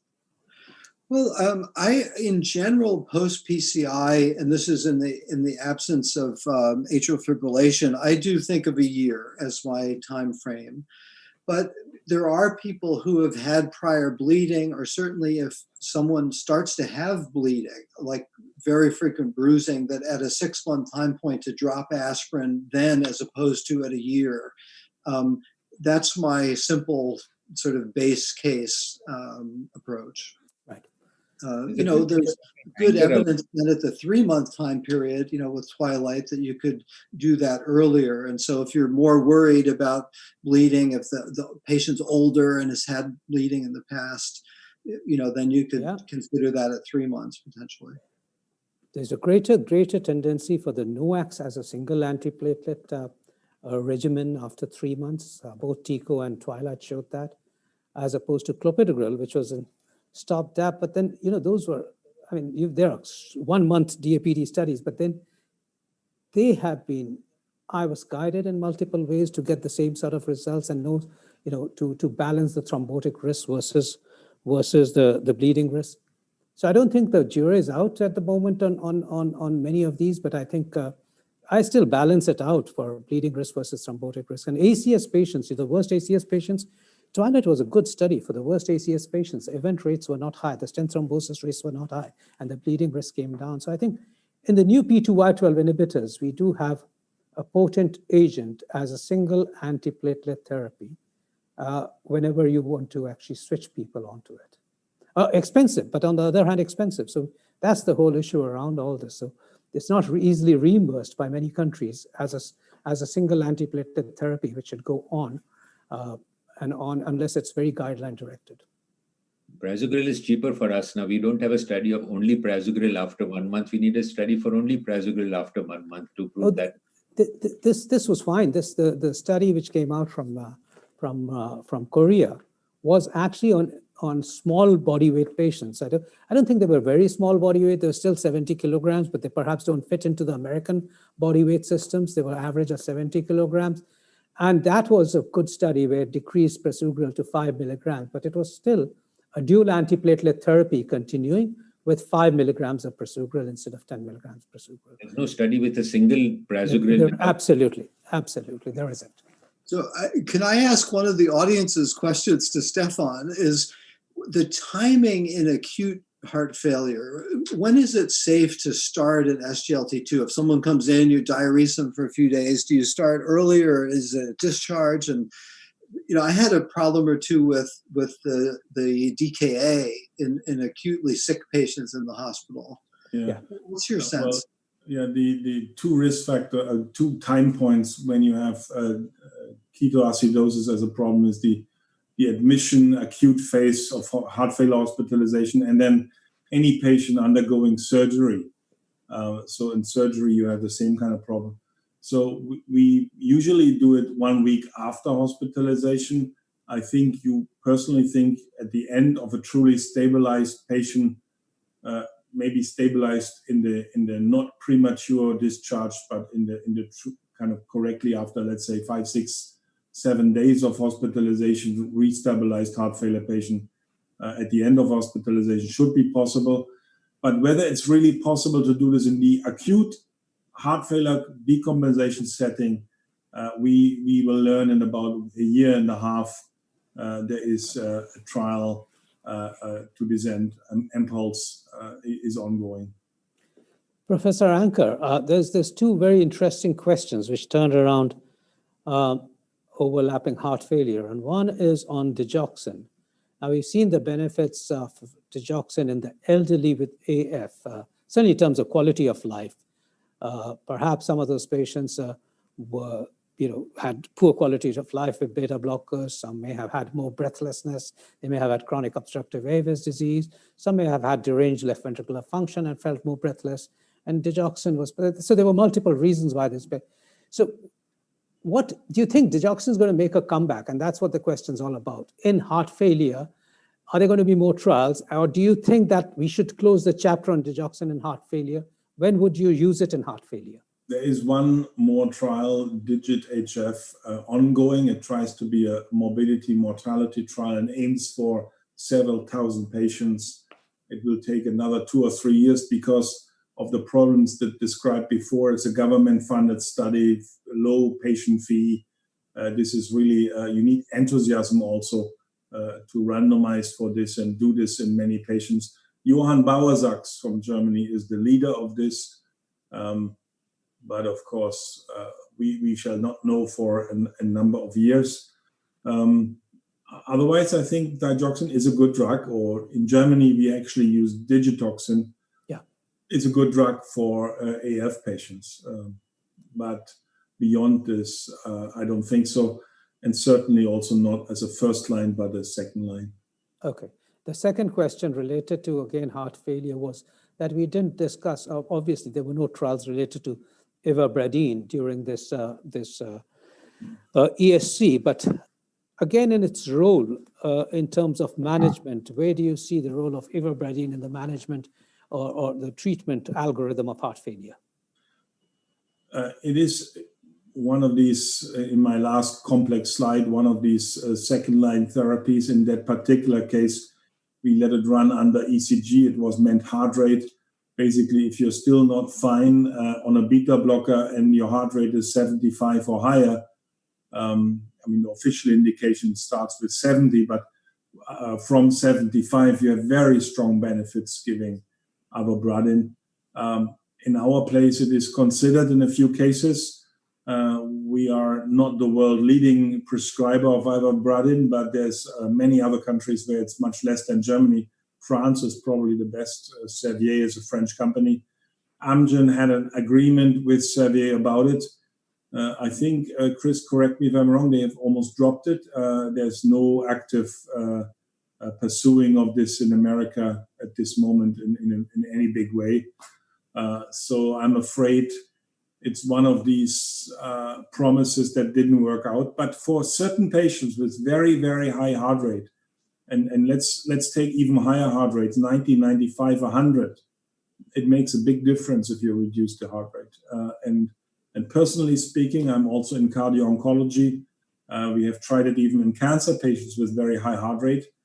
Oncologists have the belief that the patients with advanced cancer need the high heart rate, and then they are surprised to see that when you lower it, the patient feels better. So what sort of optimal heart rate do you aim for in a patient with heart failure? Or reduce ejection fraction, patient with 65 to 70. Okay. I mean, okay, 60 is fine too, but very few get there. But below, not so much. But so 65 to 70, if you ask me for optimal. Right. That would be true even for those with preserved ejection fraction. I think reducing heart rate and preserved ejection fraction would also be equally valuable for symptom relief. I mean, very high heart rates are prognostically adverse, I believe, in anybody. But of course, now I'm stepping outside of evidence base. But on an individualized approach, consider it also in patients beyond that. COPD, you don't want to give a beta blocker, but you have a heart rate in a sick COPD patient of 95. Yeah. I think you should do something about it. Correct. We have seen with GLP agonists, we have seen strong increases in heart rate in diabetic patients. Respond symptomatically very well to ivabradine. So, Professor Cannon, there's a question again from the audience saying, following the results of evaporate trial, would you change your practice in favor of icosapent ethyl for plaque regression, and if yes, in which patients?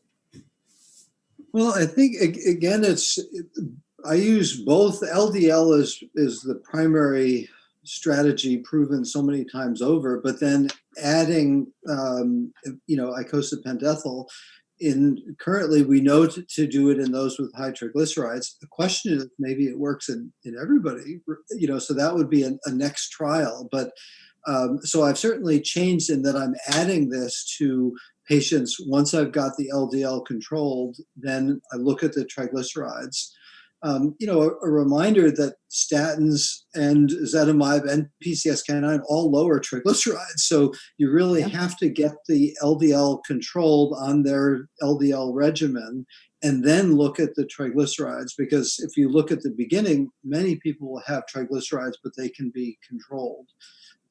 So it's really just the fourth step on the guideline that the guidelines had there of check triglycerides and add icosapent-ethyl as needed.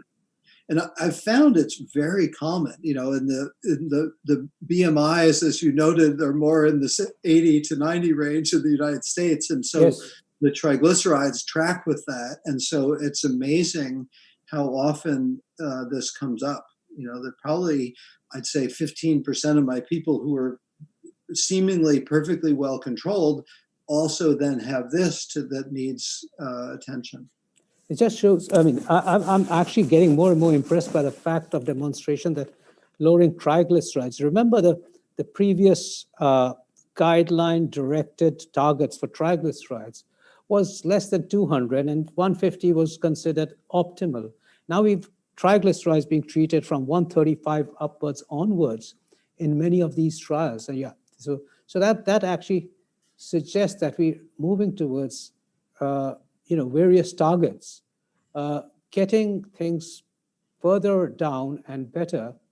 I'm not sure where the drug treatment will go on, because you always have to, heart failure is great because we add on a drug to the previous maximally tolerated agents and have shown incremental benefits in trials.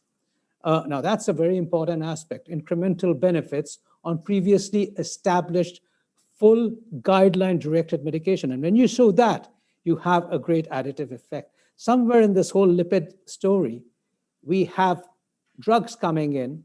A PCSK9 did that, reduced it, showed that for icosapent.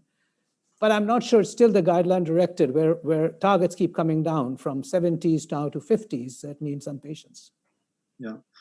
I certainly, for the targets for LDL, that's now, I think, very clear. The direct randomization was the stroke trial, treat stroke to target, where they titrated and got to less than 100, less than 70, and it was better.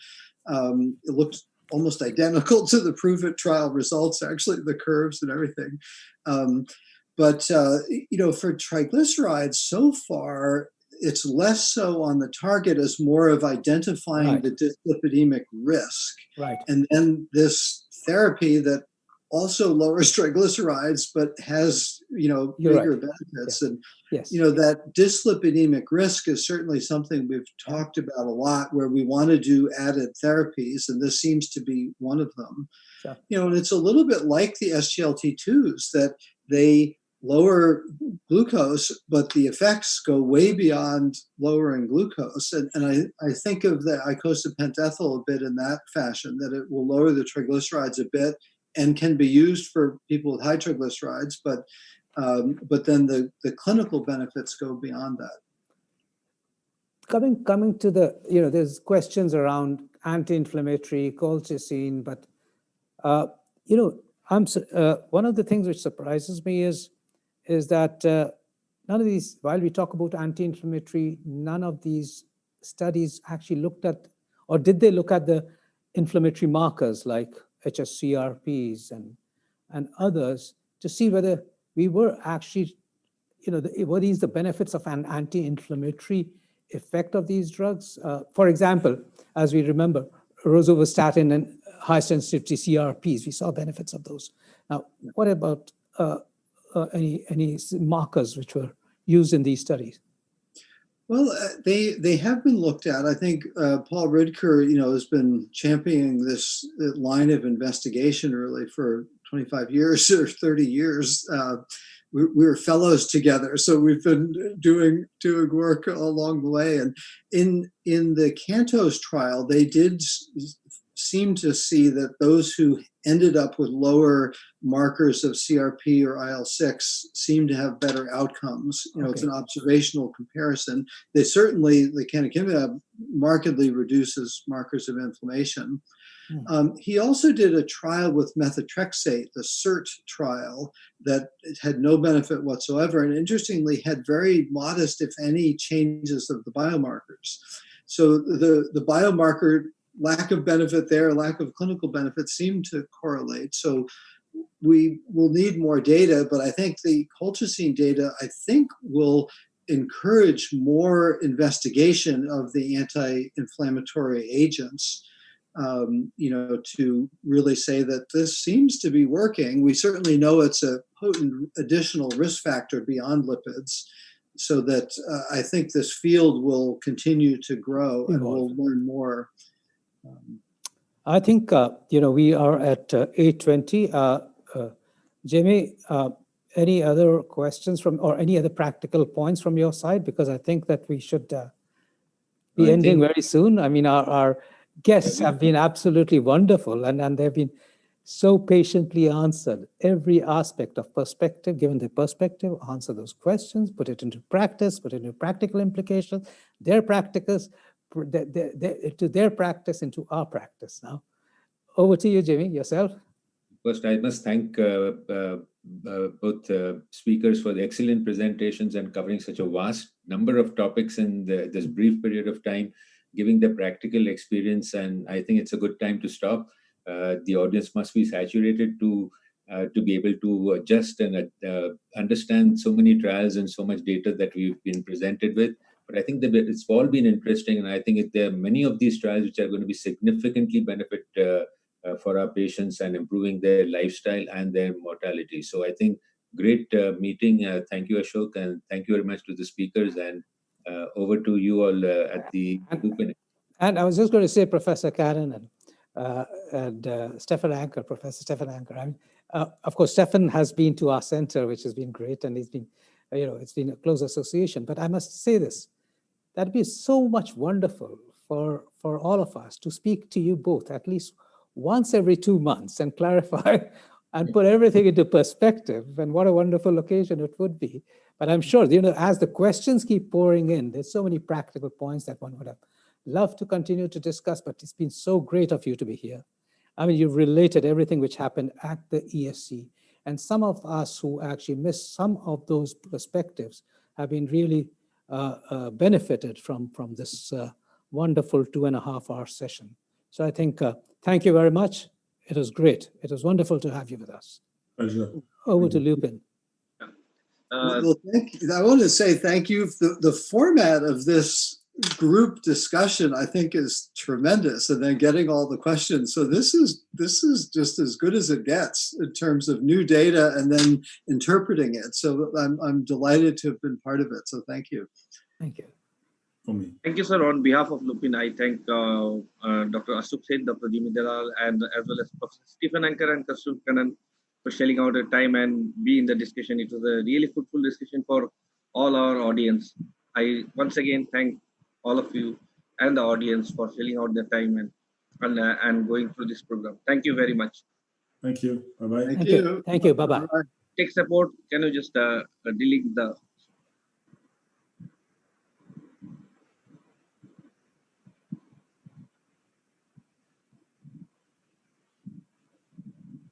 Raghu, can you confirm? Yes, Indrajit, please tell me.